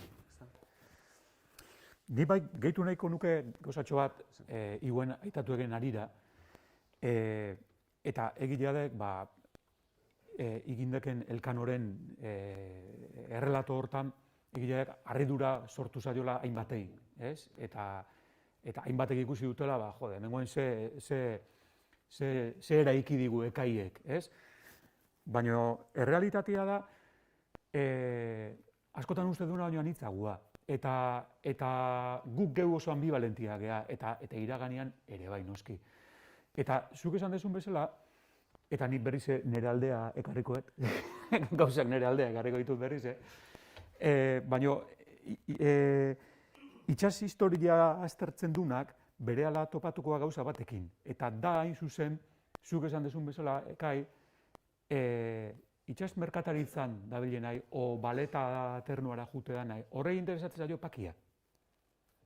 Zergatik, bere ondasun guztiak itsasontzi xarrorren gainean jarri ditulako. Eta nahi etortzen bazagoen korsario bat, etortzen zait etzai bat, eta harrapatzen bai, galduko ditut danak. Orduan, hori, eta Elkano ez da alderdi hortatik etzet iruditzen danikan salbuespen bat, hainbat eta hainbat itsasontzi jabe dabe erregia etortzen zanean itsasontziak hartzea bere gerretarako ben kexak jarriko dituztenak, eta kexatuko ia, ostras, kexatuko ia, hainbat eta 16. mendian, enez egiten atzo, 16. mendian. Baina bestetik esan du baita, arrantzalien mentalidade hori hortik zatu berginuke. Geteiko esaera ez alda da honean bonbon, ez da honean egon, bueno, hori askotan entzutea, ez? Eta hori da baita bueno, bale, erregi etorriek eta nahi itxasuntzien bargatu intziak. Eta nik zein berdet. Porque, claro, embargua esan, ontzi jabia barne eta tripulazioa barne, Hori etzan, itxasontzia hartuta beak, ez. Zuk prestatzen zinunian itxasontzia, hornitzen zinun itxasontzia bere janari eta gauza guztiakin espedizio bat iteko, bere tripulazio guztia kontratatuta zeneukan, hau da, soldataren zati bat aurreatuta, eta etortzen erregia, eta pom, enbargatzen zizun itxasontzia, kriston grazia egite zizun. Claro, egoera hortan, zuk etekin bat atea berdezu. Horrela da, orduan, bai, alde batetik bai, pake saletasun horren aldekua dira, baina bestetik nahi itxasontzia enbargatu die, ni garrapatzen bat holandes bat, jode, que se prepare. Ulertzen? Claro, que se prepare. Zergatik bestela dana galduko etela. Holandesa baldin bada, eta baldin bada Donibane Lohitzuneko euskalduna, baina beste errege bat duena eta orduan etxai daudenak erregeak etxaituta daudelako gehienetan egoten ziren bezala, bide batez esan da. Orduan segun. Eta bitu, hori da beste gure... Horratikan hor ere euskararen sartu duen, ez? Bai. Euskarak bereizten gaitu, bai, baina ez da bereizgarri bakarra. Hori da gure berezitasunetako bat baita ere, eta mundu mailan bakarra da, hemen emango dana, Mundu mailan bakarra da. Eta ulertzea baita ere itsas ikuspegi hortatik ikusten badeu. Zuk esan diazu, gu nahi itsasontzia enbargatu die, eta, venga, baguaz. Eta frantziak ingarran gabe. Eta, jode, topatzitugu aporrelloz. Horrela, orduan, bale, Donibane Lohitzunguak balin badia, segun. Ez da egiten entzun dezuten, Lapurdi eta Bizkaia eta Gipuzkoa eta batzutan Bretainiakin, bai? Sinatzen, eta beste batzutan gaur egunean Kantabria deitzen dugun 4 bilaz, orduan zan Santander da Laredo, eta, bueno, orko horiek ere, batzutan sartzen zian, akordio horietan, akordio batzuek sinatzen zian, tratados de conversa, deitzen zitzaiona, traté de bonne correspondance. Sinatzen zituzten normalian, Irunen deitzen dezuten konpantzilea uhartia, guan izen ofiziala du Faisaien uhartea, harrika bota beluek izen hori, ze bere jatorrezko izena da konpantzilea, eta konpantzilea zer da, konferentzilea, hau da, uharte hortan biltzen zian, hitza iteko, eta akordiotara iristeko. Bueno, eta akordio batziak izate zian, bueno, gure erregiak gerran dabe, nire erregia, Espainiako erregia gerran dago, ire erregia Frantzikuakin gerran nahi dek, bueno, ondo, baina gu galkarrenekin pakia. Izugarria da hori, Bueno, horregatik esan dut, segun. Baina gogorrena bakizu ezer dan, eta hori da kaso bakarra baita ere, eta horra ikusten da baita ere euskal historiak ze pixuzakan garai hartako Europa beldurgarri hortan, bai Espainiako erregiak eta bai Frantziko erregiak, Luis XVI hori, Luis XIV hori barne, eguzki errege hori barne, arro putz hori barne, onartu egiten dutela, gu gerran gabe, baina, bueno, horko horiek, laga ditzagun behan arteko kontuak iten jarrai dezatela. Zergatik, interesa ateatzen zutelako, ze azkenian Espainiako erregia zen munduko urre ziliar guztien jabia, baina urre ziliarak ez du balio kainoiak urtutzeko eta kainoiak egiteko, adibidez, ez? Balio kainoiak erosteko, baina kainoiak baldin badazka Frantziko erregiak, nola erosiko ditut nik kainoiak, nik frantzesei erosiko izkiot kainoiak frantzesei gerra egiteko. Eta Frantziko erregiak dirua berdu bere tropei ordaintzeko, eta diru hori da espainolei gerra egiteko. Bueno, orduan, utzi ditzagun euskaldun horiek, indezatela merkataritza behan artean, guk gerra iten jarrai aldezagun. Orduan, hori gertatuko da, ez? Eta horregatik gure egoera oso berezia da, eta elkano ez da salbuespen bat. Eta euskararen baloria aitatu ezu, eta euskararen baloria ikaragarria da momentu hortan, nik ez dut topatu idatziz hori esateun ezer, horrela esaten du nik, baina bai testuinguruan, dokumentuen testuinguruan ikusten da, eta gero, baita ere, diskurso ofizialak, Gipuzkoako probintziak eta erekiko dituzten diskurso ofizialetan gazteleraz, baina bete izate dute, nuestra lengua primigenia, no sekei, tal ikual da, eta ikusten nola baiteko interes bat, nola da hizkuntza mantentzeko. Inkluso, Kadizen generazioak damaz gehien euskaldunak, o Sevillan, 16. mendea ziranan arajundia, eta jarri dira, eta bena beraztasun egin ditue, ben semiantzako emaztiak, hemendik gana emate ditue. Eta zergatik emate ditue ben semiantzako, han ez aldau emakume ederriko aberatzik, ez aldau. Egongo zian, ez? Ni Sevillera junera ikusi dut emakume ederrak. Eta orduan egongo zian, pentsatzen. Eta zergatik ganea emate zituen hemendikan ara. Ba, bueno, esan dugu ez, itxeko ardura zenien esan. Eta gauzetako bazan, hizkuntza. Hizkuntza hori beak interesa dakae, ben seme horiek euskara jakin ezatela. Eta zergatik ba, azkenian, hizkuntza oro baitare botere erraminta bat dalako. Eta euskara ere izango da.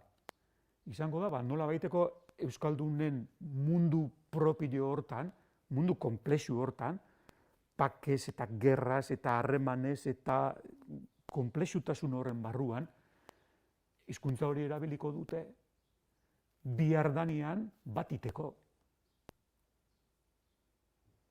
Bihar ez danean frantzesa iz, tani espainola. Bihar danean euskara zitzen jau. Eta gaina, erabiliko dugu hizkuntza bat, beste inorrek ulertzeztuna. Eta hori baita ere da, gertakari oso ohiko bat, Europa mailan emango dana. Normalian, gizarte, merkatari gizarte kritiko raguseoak, armenioak, judutarrak, hau da, izan dira nola baiteko kultura propio bat zuten komunitate batzuek, integratuta zeudenak, beste, esango genduke, beste kultura orokorragoetan integratuta zeudenak, baino aldi berian mantentzen zutena nola baiteko ezaugarri propio bat, behar zutenian erabiltzen zutena. Eta gainera esan behantzako indar ikaragarri bat. Eta, hori ikusi beste ez dago ez, nola funtzionatzen duten gaur egunean ere, migrazio zarek nola funtzionatzen duten. Ez dakit, zautzen adibidez, duela hamarkada asko etorritako estremeñuak, dia Bizpahiru herritakoak. Dia, Serenatikan etorri zian, bat etorri zian, da gero haren anaia, eta hilo bat, eta launa, eta ez dakize, nola baiteko, horrek ematen du duelako, ez bat ematen du indar bat. Hizkuntza propio bat balin badagazu gainetik, guanak egiten du.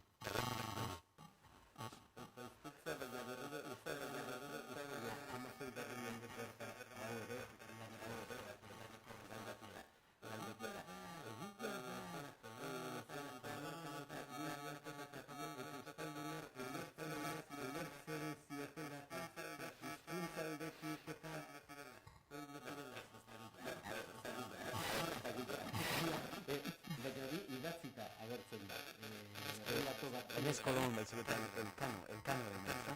Elkano aipatzen dut. Gero Kolon izan dit, Elkanoren, dagoen anekdota da, Elkano ibili izan, tratutan ibili izan, Tidoreko ustete uharteko buruzagia, nunbait haren semeak, oso txiki gaztea zala Elkanote iritsi zianean, ez dakit handik 20 urtea edo 30 urtea iritsi zianean beste batzuk, tartean euskaldunak, aurrarek, koskortuta, heldua, hango buruzagi, kapitain berriak, hango, nunbait hitz batzuk zekizkin euskeraz.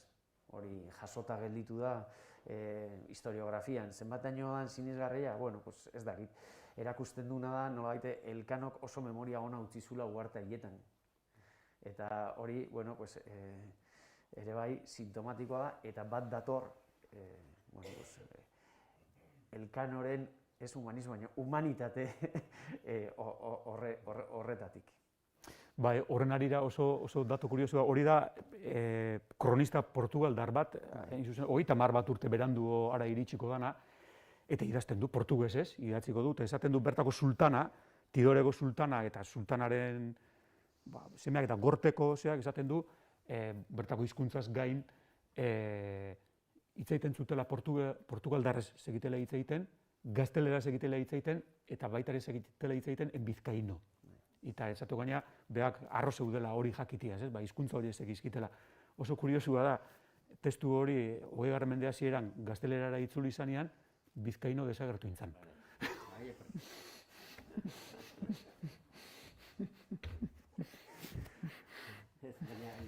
Lanekoak esaten zian ez beste gauza bat, ideia hori, euskara zeinen arrotza zitzaien bestei, ez? Ameriketara joan, eta claro, hango hizkuntzak erabat ulertezinak Europatik joan da, batez ere Europa, claro, gaztelarrak eta portugaldarrak elkarri mokoka ibiliko ziren, baina elkar ulertu ere, ez? Eta claro, bapatean beste hizkuntza horiek aurkitu, eta galdetu dit oso naif iruditu zaitez, eta egia izan daiteke, ezin da egia izan, baina nola, baten batek 16. mendean interpretatu zuen euskara zela olako hizkuntza ez europar bat, primitibo bat, eta hor ez dakit ez dute lotzen tubalismo eta ideia hori gerora erabat idealizatua Adan eta Eva ere euskaldun zireneko horrekin ez, eta, claro, indioak zirelako primitiboak, ez, eta Europa zibilizatuak, eta hortxe txoko batean oraindik baziren horrelako primitibo moduko batzuk, ez? Bai, bueno, anekdota hori edo pasarte hori, ez nuen ezagutzen, baina horri buruz desente idatzi du, garai horri buruz eta nolabait nazio subalternoak eta euskerak ze funtzio jokatu duen batez ere prestigio sozial aldetikan eta bar, Joseba Gabilondok, no? Bere liburua Babel, bueno, izenburuz Babel dauka izenburua, eta hark esateu momentu batean, noblezia eta bar erortzen ari da, baina euskal hidalgia horrek oraindik ere universal horrek ematen ditu nolabait sarrera batzuk, eta, bueno, inkisizioaren bidetik eta bar, espainolen artean pureza de sangre edo ideia hori, bueno, pues, judutarra, morizkoa, bestakizetanak espulsatu, no? Eta hor badago botere hartze bat, eta purutasuna, no? Da ezaugarri bat. Eta orduan euskaldunak lortze dute garai horretan, modu oso abilian, euskera izatea, nolabait purutasun ezaugarri berezko bat, ezta? Eta orduan, bueno, pues alde batetik euskerak subalternitate batea, bueno, pues azkenian erreinua beste batzun enpresa da, no? Eta hor ez daukate, nolabait, ez daude mandoen gelan ez daude, baina hor toki nolabait on batzuk hartu ditzakete hain zuzen euskeragatik. Beraz, euskera jokatzen du horrelako posizio ambivalente bat, ez dizu usten agintzen, baina uste dizu ondo egoten, horrelako zerbait, ezta? Eta euskaldunak hor nolabait akomodatzen saiatzen dira, erabaki nagusienak hartu ahal izan gabe, ezta? Oso interesgarria da, pasarte horretan euskerak jokatzen du. Orain bai, elkarri mokoka jarriko zaituztez, kontradikzio batean bai, Jesus. Bakarrik. Batek esaten du, Juan Sebastián Elcano noblea zela, horregatik atrebitu zela el hábito de Santiago, osea, Santiago ordenaren kide izateko ohore ezin handiagoa garai hartako Espainian, espaldin bazinen duke edo algo zen. Eta zu berriz kontraposizio bat egiten duzu Magallanes bai dela portugaldarra, baina noble familia batekoa, eta somatzen zaiola bere agintekerian ere, ez bakarrik agintestasunean, eta berriz gure Juan Sebastián plebeio bat, eta hain zuzen inoiz ontzat hartuko zuena, eta hain zuzen bueltatzen denean ere gorteraino, pues olako marinel arlote bat ematen dula, ez? Eta posible da, biak. Bueno, ni nerea defendituko, izango ez dala noblea, ez dakit inoa di joan, baina ez da noblea besteak beste armak hartzeko eskubideik ez zeukalako, eta baita ere, zeintzan bestea, bueno, guen etorreko ze, baina badaude pare bat argudio, esaten, bueno, noblea balitz, hau euki ahal izango luke eta etzeuzkan. Horrelako nolabaiten noblei zegozkien privilegioak dana dela. Nobleen artean ere daude nobleak eta noble principalak. Bai, biztia da, ez ziotela uzten kapitain izaten, falta zitzaiola pedigri hori. Eta besteak dira, nolabait angleriak eta bar, kortera etortzen dian ian hauek, karo, Elkano zeukan itxasu usaila. Arrai usaila, eta orduan bere ala aztertu zituzten, ezta?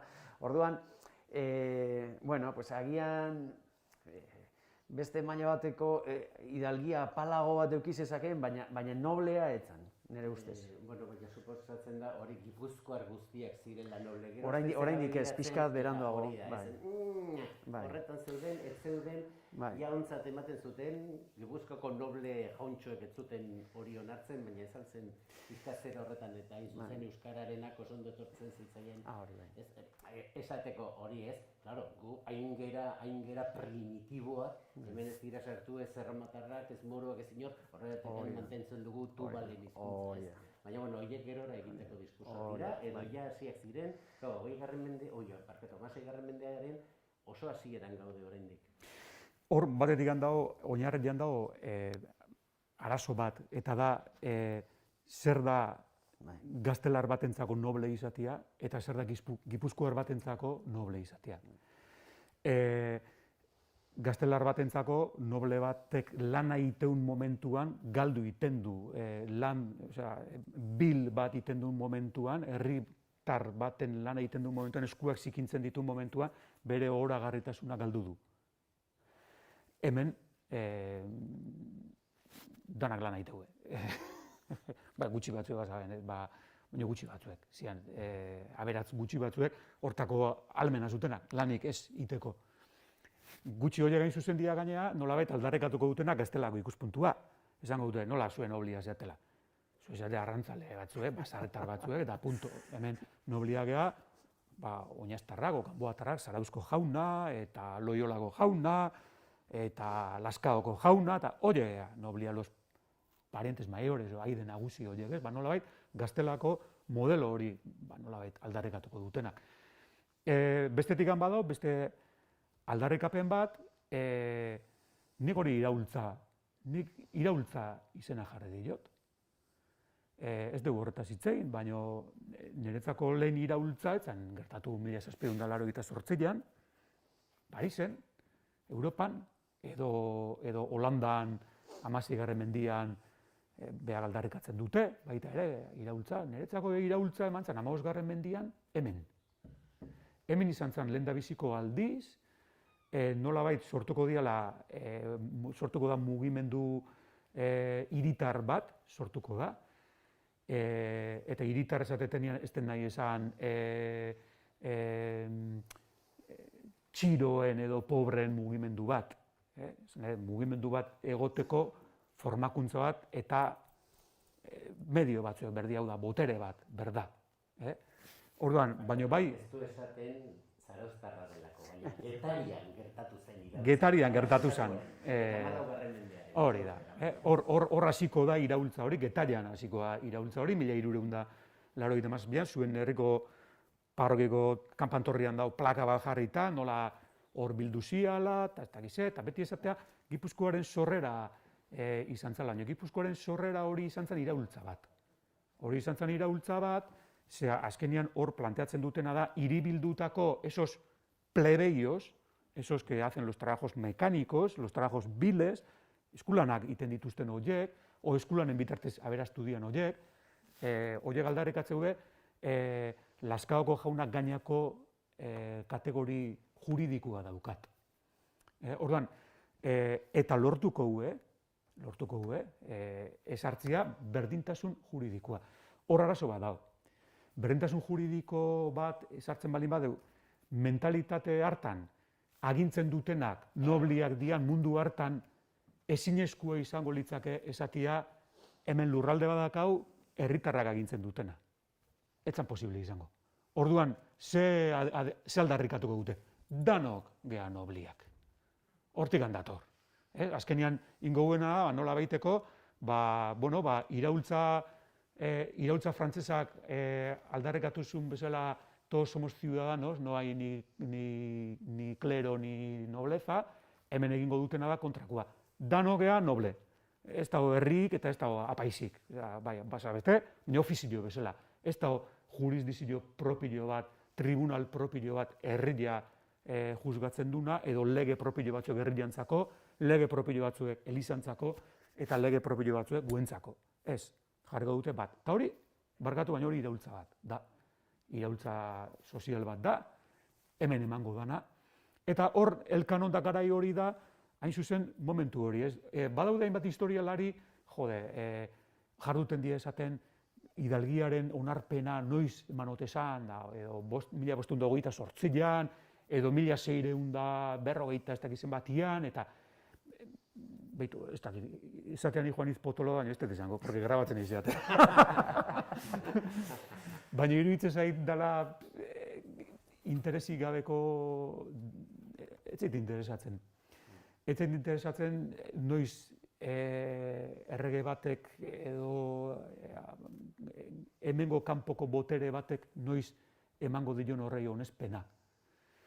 Nei interesatzen zaitena da noiztik hasten dan hemen gizarte bat ikuspegi hortatik funtzionatzen. Eta egia, ekai, ikesan deken bezala, gortera juten danean, esango dute, jode, honez garaikiatza honen. Eta esango dute, bueno, hau ez da guretako bat. Hau guretako bat ez da. Baina gero baita ere, baina itxasuan dabiltzanean, ez dakit dan albo edo bestia Ginés de Mafra, hau da, hor beti pigafeta aitatze dugu, baina beste idazki batzuek eba gabe. Eta horietako batek aitatzeu, konsideratzen du behar Elkano hidalgo. Un hidalgo bizkaino, tal, no seketa. Hor dago, ez? Asuntua, gatazka hori hor dago. Baina erabat ados natxiogiekin, behar jarriko dilek zea hori, medalita hori, noblea gaituk, baina ben planteamentuadek erabat burgesa. Erabat iraultza burges baten planteamentuak egingo dizkitek. Hau de, berdintasun legala, eta gero, el que más capacidad tiene para ganar pasta, que gane y que sea rico y que se construya su palacio. Hau da, 18. mende bukaeran, Parisen aldarrikatuko dana, edo Ameriketako konstituzioak urte batzu lehentxio aldarrikatuko duen ikuskera berdine. Barkatuko dizu ez nuen parte hartu nahi, baina, bueno, egia esan iruditzen zait oso datu interesgarria okendotar familia hori ere Gipuzkoar oso nobleak eta oso belikosoak eta aberastu zirenak, eta bide batez esan da. Noblezia eta Andreen gandik etorri zitzaizkiena, oso ondo eskondu zirelako, con el mejor partido de la villa, de San Sebastián, María de Lasarte, gaur egungo Lasarte horren zera, herederoa eta hori guztia, eta ikamika nola, ze oso gizarte gatazkatsua ere bazen, ez dakit ez pentsa hemen denako supermajoak zirela, eta ez magma horretatik sortu zela Elkano bai, baina magma hori elkar borroka batean ere bizitzak ziren, eta agirretar jauntxo batzuk denuntzia jarri zioten okendotarrei hain zuzen kargo publikoak ez okupatzeko, eta lekuko bat eraman zuten gizon zar bat. Eta berak bota zuen xalo, hori esan zioten, egia da Miguel de Okendo el general, el almirenteren aita, beraz bestearen aitona. Egia da, hori, etzela noblea, eta esantu, sí, era marinero y hacía cuerdas con sus manos. Esan duzuna, no, con los pies va a hacer.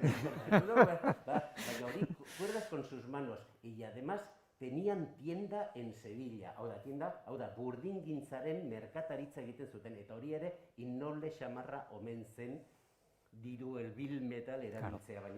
Baina era berean, bere xalo botatzen du, baina hemen, guztien aitonamonak edo berraitonamonak olaxekoak ziren, eta esaten du, bestela hemen Donostian, 16. mende hasierako Donostian, ez zegoen bizitzerik.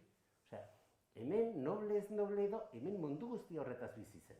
Eta horretaz hori zen merkataritza, burdingintza, korsario, pirata nahi duzuten guztia, baina huraxe zen gizarte hura, ez? Nik uste hori ere hartu behar dela, baina hemen hori ere ulertzeko, eta ez dakiz horretan bizi garen, oso ni gustora nago, baina igual, ez? Etxeko dut. Pues bai, igual, ja bukatzeko eta... Hor, igual, batematek igual zerbait esku bat ikusten. Bai, barkatu, hemendik argiri hau ez dut ikusten. Igual mikrofono bat beharko da grabatua geratzeko,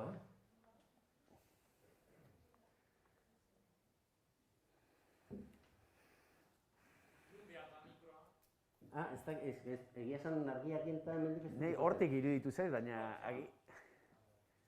Nei hortik iruditu zait, baina ez nago ziur. Damutu ingoan. Damutu alda. Bueno, Getaiarrak ez dira asko damutzekoak. Igual zauztarren bat. Zauztarren bat horri filtrauta. Bale.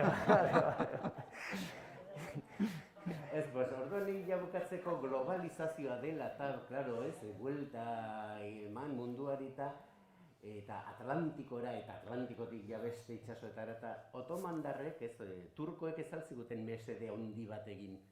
Mediterraneo erdia konkistatu zutenean eta jende pilaka batu zutenean, bere batez esan da.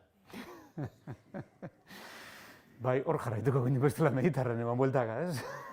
Bai, txopetik atera gara, baina esan ditut, ulertu daiteke garai hartako Gipuzkoa, Bizkaia, Lapurdi, Nafarroa, hor utzi duguna beste baterako, hori, otomandarrek egindako zera Europarekiko eta Afrika iparralderekiko inbasiorik gabe?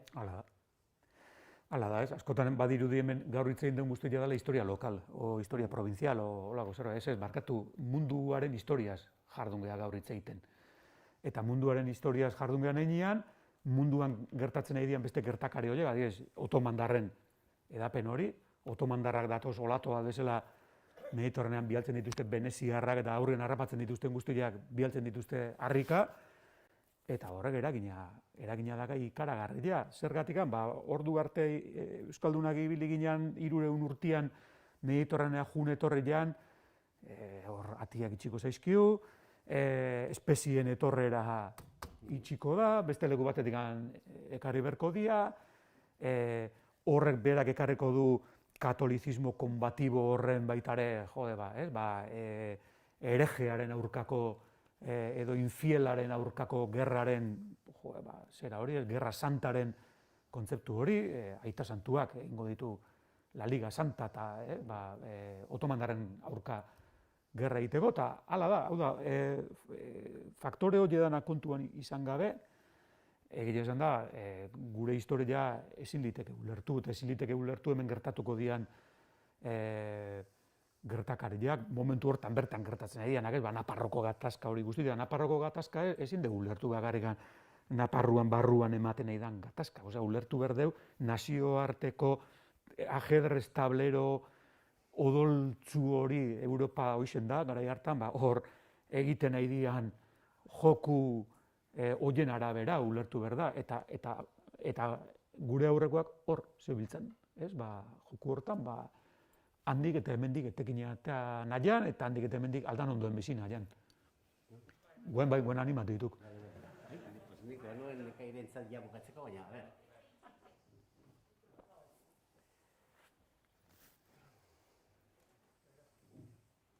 Eskerrik asko. Hitzaldia hasi aurretik, pantailan ikusiet rekorte bat, ez dakit nahi gabe atera den. Uste dut, atzoko edo orain dela 2 eguneko salto nabartu zen editorial bat, Elkano Gotaria Vox, horrako zerbait. Orduan, galdetu nahi nizuen, horrako diskurso hori, Elkano Gotaria Vox eta Elkanoren irudi imperialista hori ezkerretik kritikatzen dena, hori zer da, hori erosi dutelako historiografia ofiziala, gero frankistak egindako mito hori paradogikoki gero ezkerrak sinestu du, zer fenomeno gertatu da hori? Bai, argi eta garbi, da ispilu inbertituaren jokoa, da Elkano imperialista da, baina batzuk honeako esan, da beste Elkano imperialista da, baina justu kritikatzeko esan. Baina da, fabrikazio berdinaren bi ikuspuntu kontrajarri, baina biak faltsuak, Elkano hori, ez da pertsonaia historikoa. Eta gaina intuitiboki ez da tor bat, Elkano balin bazan inkisizioa, eta Elkano balin bazan imperialismoa, eta Elkano balin bazan nola baite botere gozea eta botere nahia eta ez dakize, benetan Getarian bere memoria horrela gordeko zen, 500 urtetan beste tono batzukin, hemen beste erabatea gorde da. Eta orduan, insistitzen dut, rekorrido horretan, batzutan liburu bat edo bi irakurtzea okerro da, libururik ez irakurtzea baino. Ez jakinagoa da liburu bat o bi irakurri dituna, borre pentsatzeu dana akila, ez zait interesatzen zer esate duten eta berean gordetzen dana baino. Eta orduan, bueno, pues, batzutan klik, no? Hobeto da deskonektatzea, erdizka konektatzea baino. Bueno, hori ikusi dugu beste gai batzukin, ez oin dela urrutira, baina nire ustez Elkanoekin hori pasada, ezta? Eta benetan, ni kombinazio bat egingo nuke. Elkano aztertu behar bada, batzuk egon behar gea, sartu behar gehala buru belarri, 2 edo 3 liburu irakurri beharrean, irakurri behar ditugula 60, no? Eta jatorrizko dokumentuak eta bar, eta gero, egon behar gea oso koordinatuta herriko sensibilidade eta memoria honekin. Eta bien arteko konfluentziatik, egunen batean iritsiko gea Elkano Juan Sebastian ezagutzea. Eta nik Juan Sebastian esango nuke. Zera, Elkanokoa, baina Juan Sebastian. Historia horretan esaten zuen, uste dut, mientras tanto los cadáveres se están apilando en el Bidasoa, adibidez, ez? Eta gara Bidasoan drama bat gertatzen ari dela, baina exagerazio hori uste azkenean karikatura bihurtzen duela, bai oraingo fenomena, bai orain dela 5 urteko, ez dakit hortik ere, bai joan. Markatu segundo bat, ez, Irungoa naizelako eta Bidasoa, errespeto guztiekin eta terriblea da, baina bi besterik ez dira, eta esaten duena bi besterik ematen du astakeria, baina jendeari ahaztu egin zaio ez Elkanoren garaian. Ni txikian nintzenean, eta duela 40 bat urte, 100 hil ziren Bidasoan, portugesak batez ere, 100, baina orduan ez zitzaigun inporta edo ez dakit nola esan. Eta txisteak eta egiten ziren, ha habido un accidente y han muerto 2 personas y 3 portugueses, eta lakok, eta graziosoak ematen zuten orduan, horregatik orain hori kontatzea, bueno, horrela utzi dut. Artikulu horrek, konkretuki artikulu horrek ez zeukan ez hanka, ez buru. Zan, bueno, pues, batiburrillo, diarreiko bat, baina ez dana ikusten ez nun naztezan, ez nora zijoan, ez ezer, ezta? Eta gaina aipamen zikin bat edo besterekin, hor, utzita, dejadita bat, eta nagoa. Bai, pixkat, gaina okerrena da, el salto eta horrelako ezkertiarrak, bueno, pues hemen Leninen txapa daukate, baina pixka barroago bihotzean bandera espainola daukate tatuatuta, eta orduan gero kentze dute Lenineko txapa, baina tatuajeak hor jarraitzen die. Orain dela 2 urte, berdina, hildo berdina, baina eskatzen, klitxeetatik atera behar zala, Elkano ezin zala murriztu horrelako irakurketa simplistetara, eta gehiago jakin behar zala, ezta? Diskurso hegemonikoari zalako simplifikatzen Elkano, hori izango dela 2 urte beraiek esate duten, handi 2 urtetara beraiek esate dute. Elkano votaría a Vox, y la hostia, otro cubata. Osea, erabat inkongruentea, linea editorial bezala. Bueno, baina horrelakoak, bueno, pues, ukiko ditugu horregatik esaten dut, hemen batzutan deskonektatu eta gureariekin, eta gurea zer da? Alde batetik, unibertsitateko egitura eta azpiegitura eta baliabide hauek eta itsas museoa eta konektatu eta sakon jun jatorrizko testuetara eta dokumentaziora eta saiatu pila badago ateratzeko. Egun ematean Elkanoren testu galdua jasotzen dugun, ikusi behar da Maximiliano Transilvanok eta Erasmoren gutuntrukak eta horretan zer agertzen den, gauza asko daude oraindik aztertzeko. Orduan, baliabide horiek esplotatu, gehiago jakiteko sakon, ez axalean, baizik eta sakon, sartu eta buru belarri, eta gero konektatu jakintza hori Getaian badagon jakintza horrekin, jakintza tazito horrekin, memoria enkarnatu horrekin, ezta? Eta hortikan egin relato bat munduari guk esateko Elkano nor zan, ze, bueno, erauntxia badator, osea, Elkano nor zan esateko, ja, 20 milioi jarri, guk ez dauzkagu 20 milioi euro. Osea, baina beste gauza badaukagu importanteagoa, eta da autoridadea. Getaiarrak baino autoridade gehiago relatori kontatzeko ez dauka inork. Ze besteak beti izango ja ez getaiarrak. Orduan, getaiak kontatu behar du historia hori, eta getaiarrak kontatzen badezue, sinizgarria izangoa.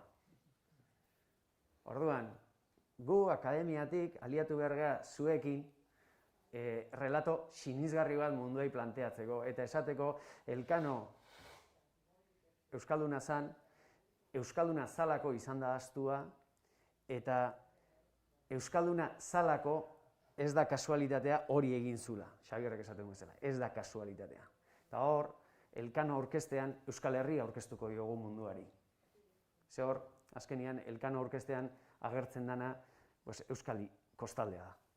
Eta garai hartan zegon dinamismo eta garapen eta pentsamendu aurrerakoi eta guzti hori dana hor agertzen da ere bai.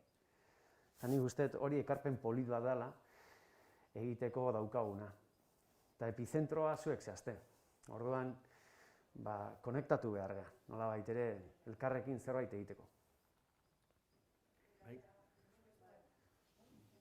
Bueno, benda berri da, gustora entzuten dut esaten danean, guk herritarrok berezea ba. Bere garaian, 900 urte izan zianean, bere ekintzen ondoren, Getarian egintzan moia berria, etxe hon, txoritopetik barruna zan, irtera bat moia zarrea, Zarantoko mendiparea, eta 900 urte ziela alegia, orduan ere ilusioa zan, da gaina kanta bat atean zuen, Uramak askotan kantatzen zuen, itxurigarria da baina kantatzea. Kantak eta danak eta nosnak kantatzen zuen itxian, Elkano kanta hori. Bueno, hitzak ezago dituz kantatzen. Es el 4º centenario del Elkano, viva Elkano, hay que cantar, cantaremos tierra por su pueblo natal. Abaratxa! Aurrengo kanta egin behar du baina euskeraz. Bueno, ez dago problemarik, euskaraz jartzeko, Antzolan egiten zuten Adarren modeloa. Zerbait ari da esat. Elkano se fue, mas no volverá. Elkano fue hombre, las pruebas están. Kantatzen zuen. Bai, Eta gero, estribillo hori. Ikusten nola egin behar den euskal versio moderno bat. Egin daitezke, eta ez da deus ere pasatzen, esaten ari zen. Antzolako zera, el alarde del moro, dena zen erdara utxean, gainera erdara farragosísimo bat, 18. mendeko dokumento batetik ateratakoa, eta gaur egun euskaraz egiten duten lasai asko, eta festa askoz biziago da. Banei, atentzioa ematen dit. Txen, mikrofona... Amaren irudia. Bai, Catalina. Bai, Catalina Portukoa. Zan, primero de España y quinto de Alemania. Osa, España horrazten da. Izaten da primero de... Txen, badator mikrofonua. Hartu mikrofonua, mesedez. Neri, atentzioa ditzen ditena, asko, hemen antzerki bat egin zen. Estea goenagako zuzen dut, oso polizia. Oso polizia. Joan, ama zartzen zen. Katalina hori nola juten zen, nio zuen. Enteratzen nintzen. Bada, bideo hartuta da. Bai. Orduan enteratzen nintzen, amak zer ditzuan, atentzioa ematzean, izugarri. Eta etzan gai ez, beti esaten da bai, errakia espainola, baina nik guk ikasi genuen Carlos I y V. ¿Es? Primero de España y quinto de Alemania. Eta hori behin izaitzen, quinto de Alemania. Bueno, egia oso esatera, primero de Castilla, cuarto de la corona de Aragón, con media Italia, eta gero Alemania. Hori ere espainolek ahaztu egin dute, Nik esan dit guk ikasi genuen. Bai, badakit, baina Eta lehenoko kuadro. hori da, baina hori ere historia da, bai.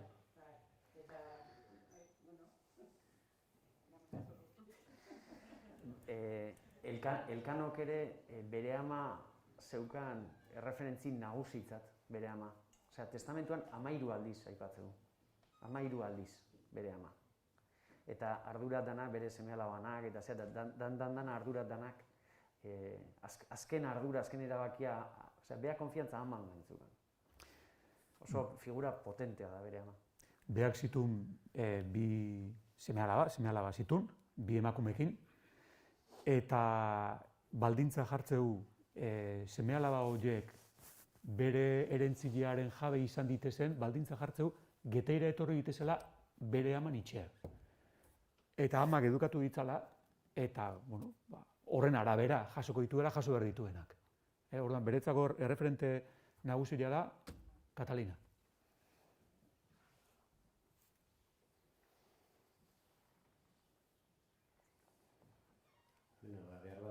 utzi beharko dugu bestela. Nik uste berriro zegin beharko dola horrengo batean. Interesantísimo. Bueno, badago beste bat ekainaren 29an eta uztailaren 15ean eta gutxi iruditzen, baina tira.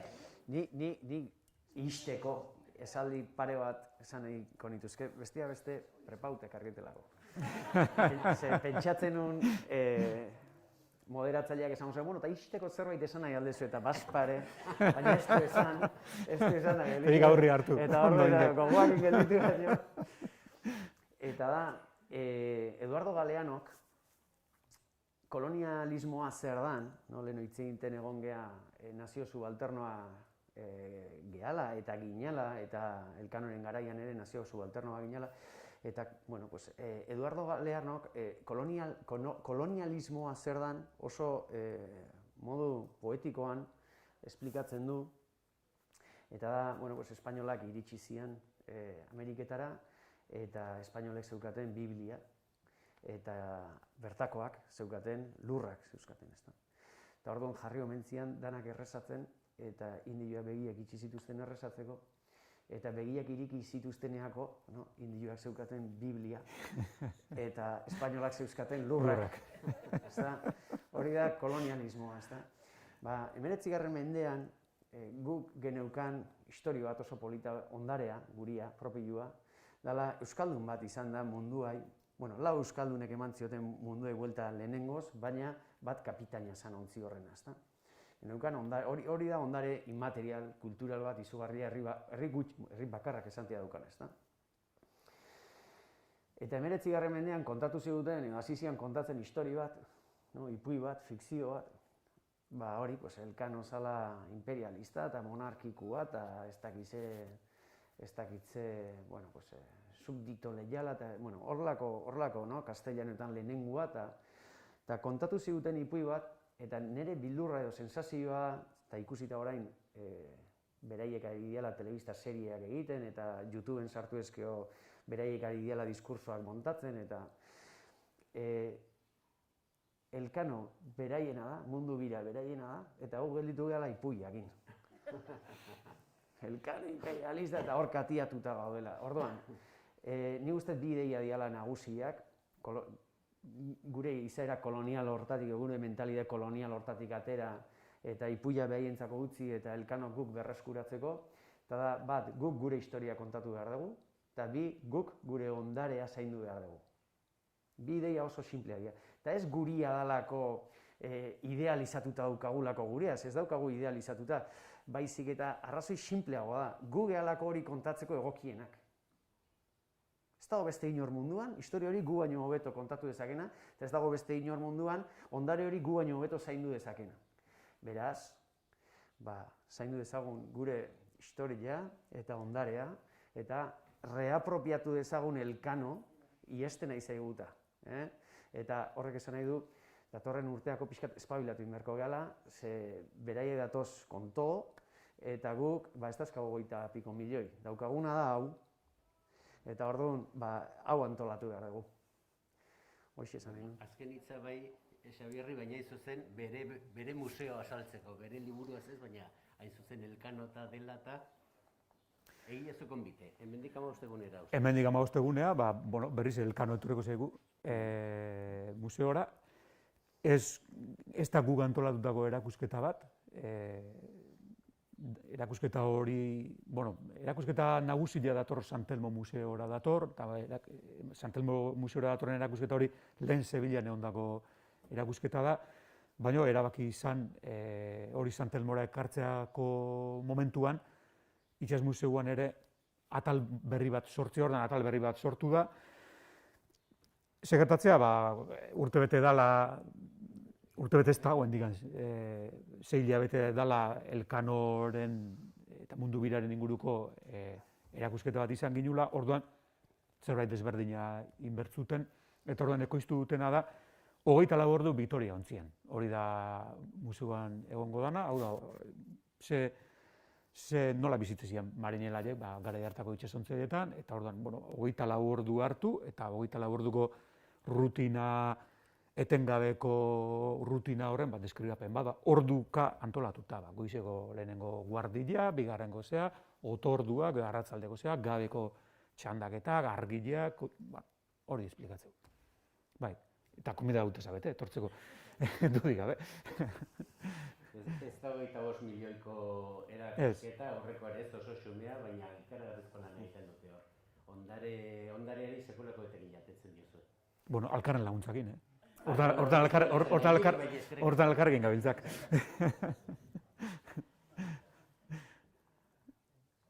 Bai, galdera bat hor.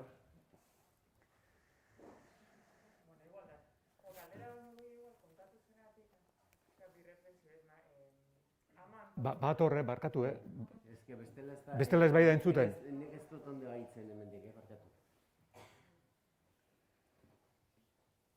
Bizkar, galera baina igual, bi reflexio bezala ez. Aman papera jo, baraiuzak esan duenatik tentatibu abestitzen dutela, garai hartan emakume batek hainbeste karta horako erraki importante hori ibertzeko ezin duela izan karakterran emakume bat bakarrik, ez? Berez zirkunstantzi ekonomiko, sozial, edukatibak ere lagundu bertziotela, ez? Ez dut ikustean. Edo zein emakume horiten, zu esan zuen ezela, garai hartan emakumeak genukan papera bati bakarrik, ja. Dela, utzan urrekoa bezala, ez?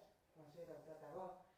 Beste reflexioa zuk zantzunekai, ez dakela hondikan elkano idatzitako reflexioak zirala, ez? Baina Borneora iristen denean, ikusten gunean beste mundu hori edanak, ez? Iten un reflexio hori, gaur egun mundu honetatik behituta, gara hartan behar zaran ikuspuntu hori etzan indarratzen hartu, ez? Indarratu zuen beste mundu ulerkera batek, eta 5 urte eta gero, ez lehenengo mundu honek sortu duen mundu mailako, ez egoera ekonomiko gerran ondorioz bizi duela oraindikan, ez? Ba, Bidasoako drama, Ceuta, Siriako gerrak, errefuxiatuen egoerak, ez? Eta ikusten egia, badatoz beste kultura batutako jendia, ez?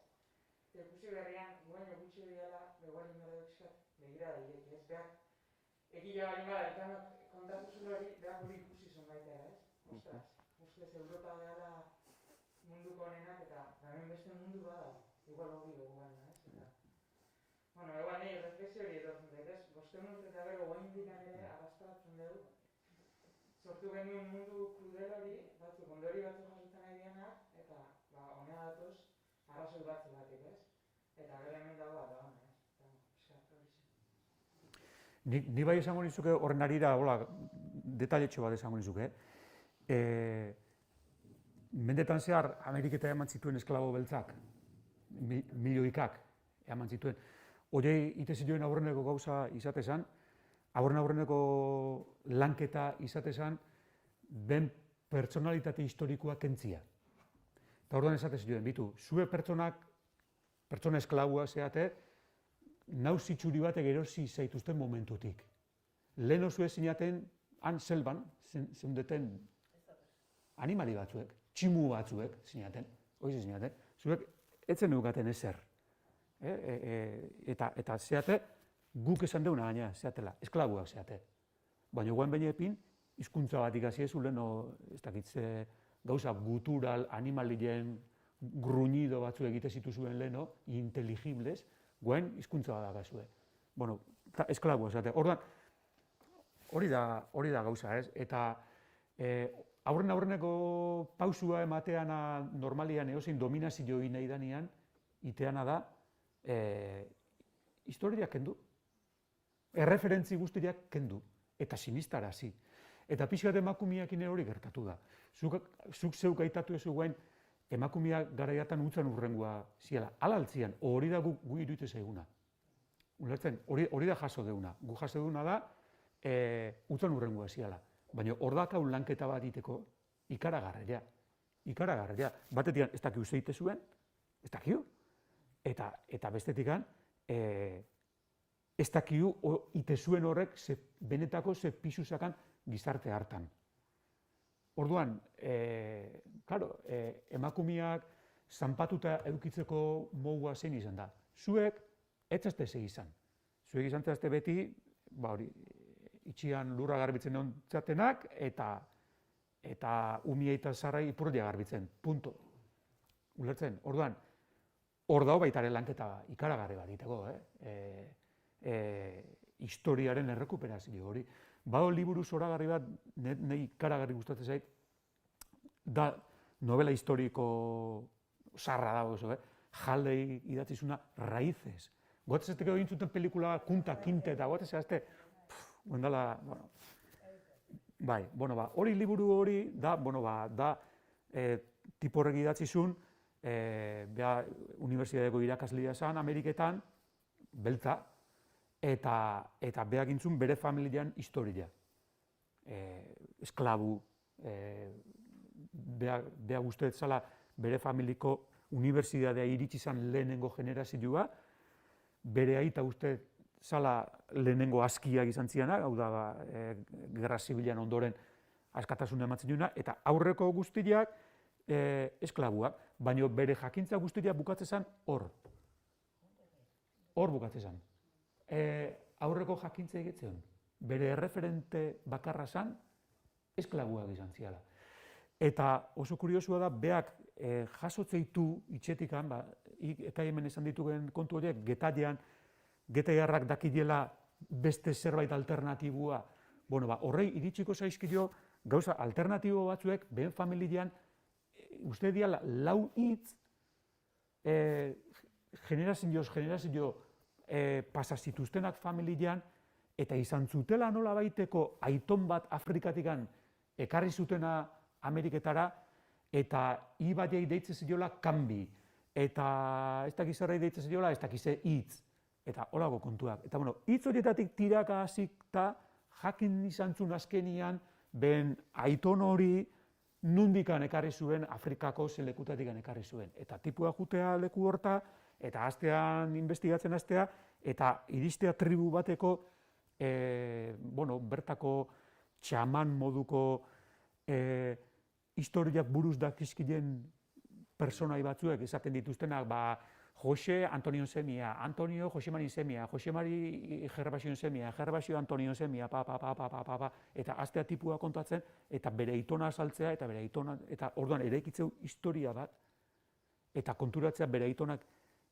musulmana zala, garai hartan, eta irakurtzen zakila, ze Korana irakurri bertzun, eta harrapatu zutenean esklabo bezala 18. mendian, ez zala selbako tximu bat, baizik eta letratua zan, persona bat segurazki harrapatu zuen txuriak etzakin bere firma ematen, papelan gainean, eta orduan, errekuperatzeu histori bat, beste histori bat, baita ere bere argiteilunakin, tribuen arteko gerrak eta zeak, eta musulmanak, eta ez dakize, eta badakize. Baina, histori propio bat, lapurtu izana, zapaldu izana, izkutatu izana, eta kendu zitzaioen azertako esklabuak izan diteze. Zueze izan zehazte, esklabuak. Esklabun aurretik, tximuak, punto. Gauza bea, emakumiak ingertatu dena, gauza berdina da, eta bueno, elkano egin, eta bai. Nik hori nahi nuzan, pixkat hori etorri zaizuen adierazio ezun gogo eta hortatik. Bai.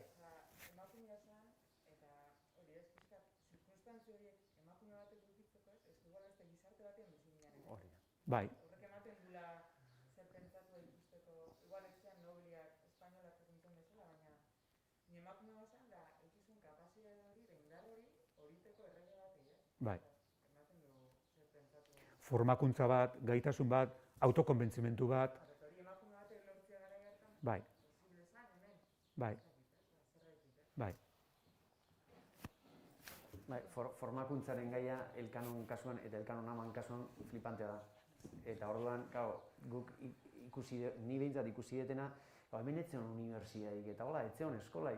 Udaletxeak kontratatzen zuen maestrua, baina udaletxeak kontratatutako maestrua, familien artean patzezanekin, nahikoa da horrelako formazio maila bat eukitzeko. Elkano mundu buelta eman zion GPS gabe, latinez irakurtzen zuen, zertzen udaletxeak kontratatu zuen maistro zertzen fenomeno bat, o bazeon beste zerbait ez gana ikusten nahi, ezta?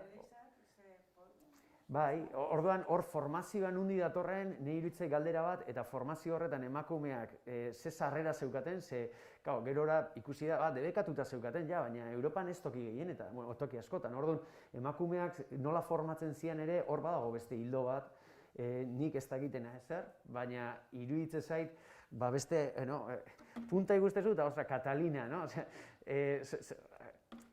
Gure esplikazioa eta bere gaitasunak ez datoz bat. Orduan, hortik tirata zerbait aterako da, zeratakoan nik ez dakit. Baina tira beharko litzakela, ze guk hori kontatu diguen historia, ezabaketa baten historia da. Emakumeak ez jakin, euskaldunak ez jakin hasian orokorrean, baina emakumeak ere. Orduan, ezabaketa hori, benda hori kentzen dugunean, horra gertu behar du zerbait. Era bat ezabatu ez bai dute. Baina, nun da hori, hortako behar ditugu baliabideak. Bueno, ja, igual pizkara bukatzeko edo, bai daude lan batzuk horri buruz, eta aldatzen ari direnak eta gero eta gehiago, baina beste oso zaila da dokumentazioa ez delako hain zuzen nolako kantzilleria hondietan edo zitzen diren tokietan askotan dira testamentuak, eta testamentuak banan irakurtzea hori guztia lan oso pisua da, oso prolijoa, asko irakurri behar duzu, datu gutxi batzuk, intereseko batzuk, ulertzeko gainera testu inguru batean eta ulertzeko, askotan auziak, juizioak eta asko ziren, ze oso gizarte gatazkatxoa zen, eta hor gauza asko ere agertzen dira, emakume uste baino gehiago, bira, historialari batek bota zuen 16. mendeko euskal emakumeei buruz, butat modura, baina arrazoi zuen, esaten zuen. Emakume batzuk zorte hona zuten eta alargun geratzen ziren gazte xamar eta orduan agertzen dira. Ze, klaro, senarra dagoen bitartean, gizon agertzen da, eta Andre askoz gutxiagotan. Baina senarra hiltzen bazen gazte xamar, nola zen, ja, ume batzuen ama, baina ume horiek oraindik ez ziren helduak izan arte, batez ere gizonak, orduan berriro desagertzen ziren emakume horiek. Eta, klaro, horiek aurkitzea, baina hortxe zeuden, eta ja lan egiten zuten, eta negozio askotan sartzen ziren, denetariko gauzak egiten zituzten, etxea garbitzea aparte, hori ere bai, biak ez esan da. Baina, hor dago, baina asko zailago da informazio asko dago, Euskal Herrian oroar gutxi izaten da, baina oso zaila da informazio hori jorratzea, aldantzea, eta horregatik lanak hasteko interesa behar zen, ja duela urte batzuk hasi dira. Baina gero bestetik, pues claro, ez da lustrosoa, ez da egite, claro, gizon handien handiak kontra egiteko ere erraza da. Kontatzeko historia epiko bat, hori narrazio fikzioa esan duzuzuk oso ondo, hori oso erraza da. Baina eguneroko historia txiki horietatik mosaiko bat osatzea eta gero urruntzea eta ikustia, irudia, kuadro handi hori oso zaila da. Lan handia tesela asko falta dira, hutsuneak geratzen dira, baina interesgarria ere bai,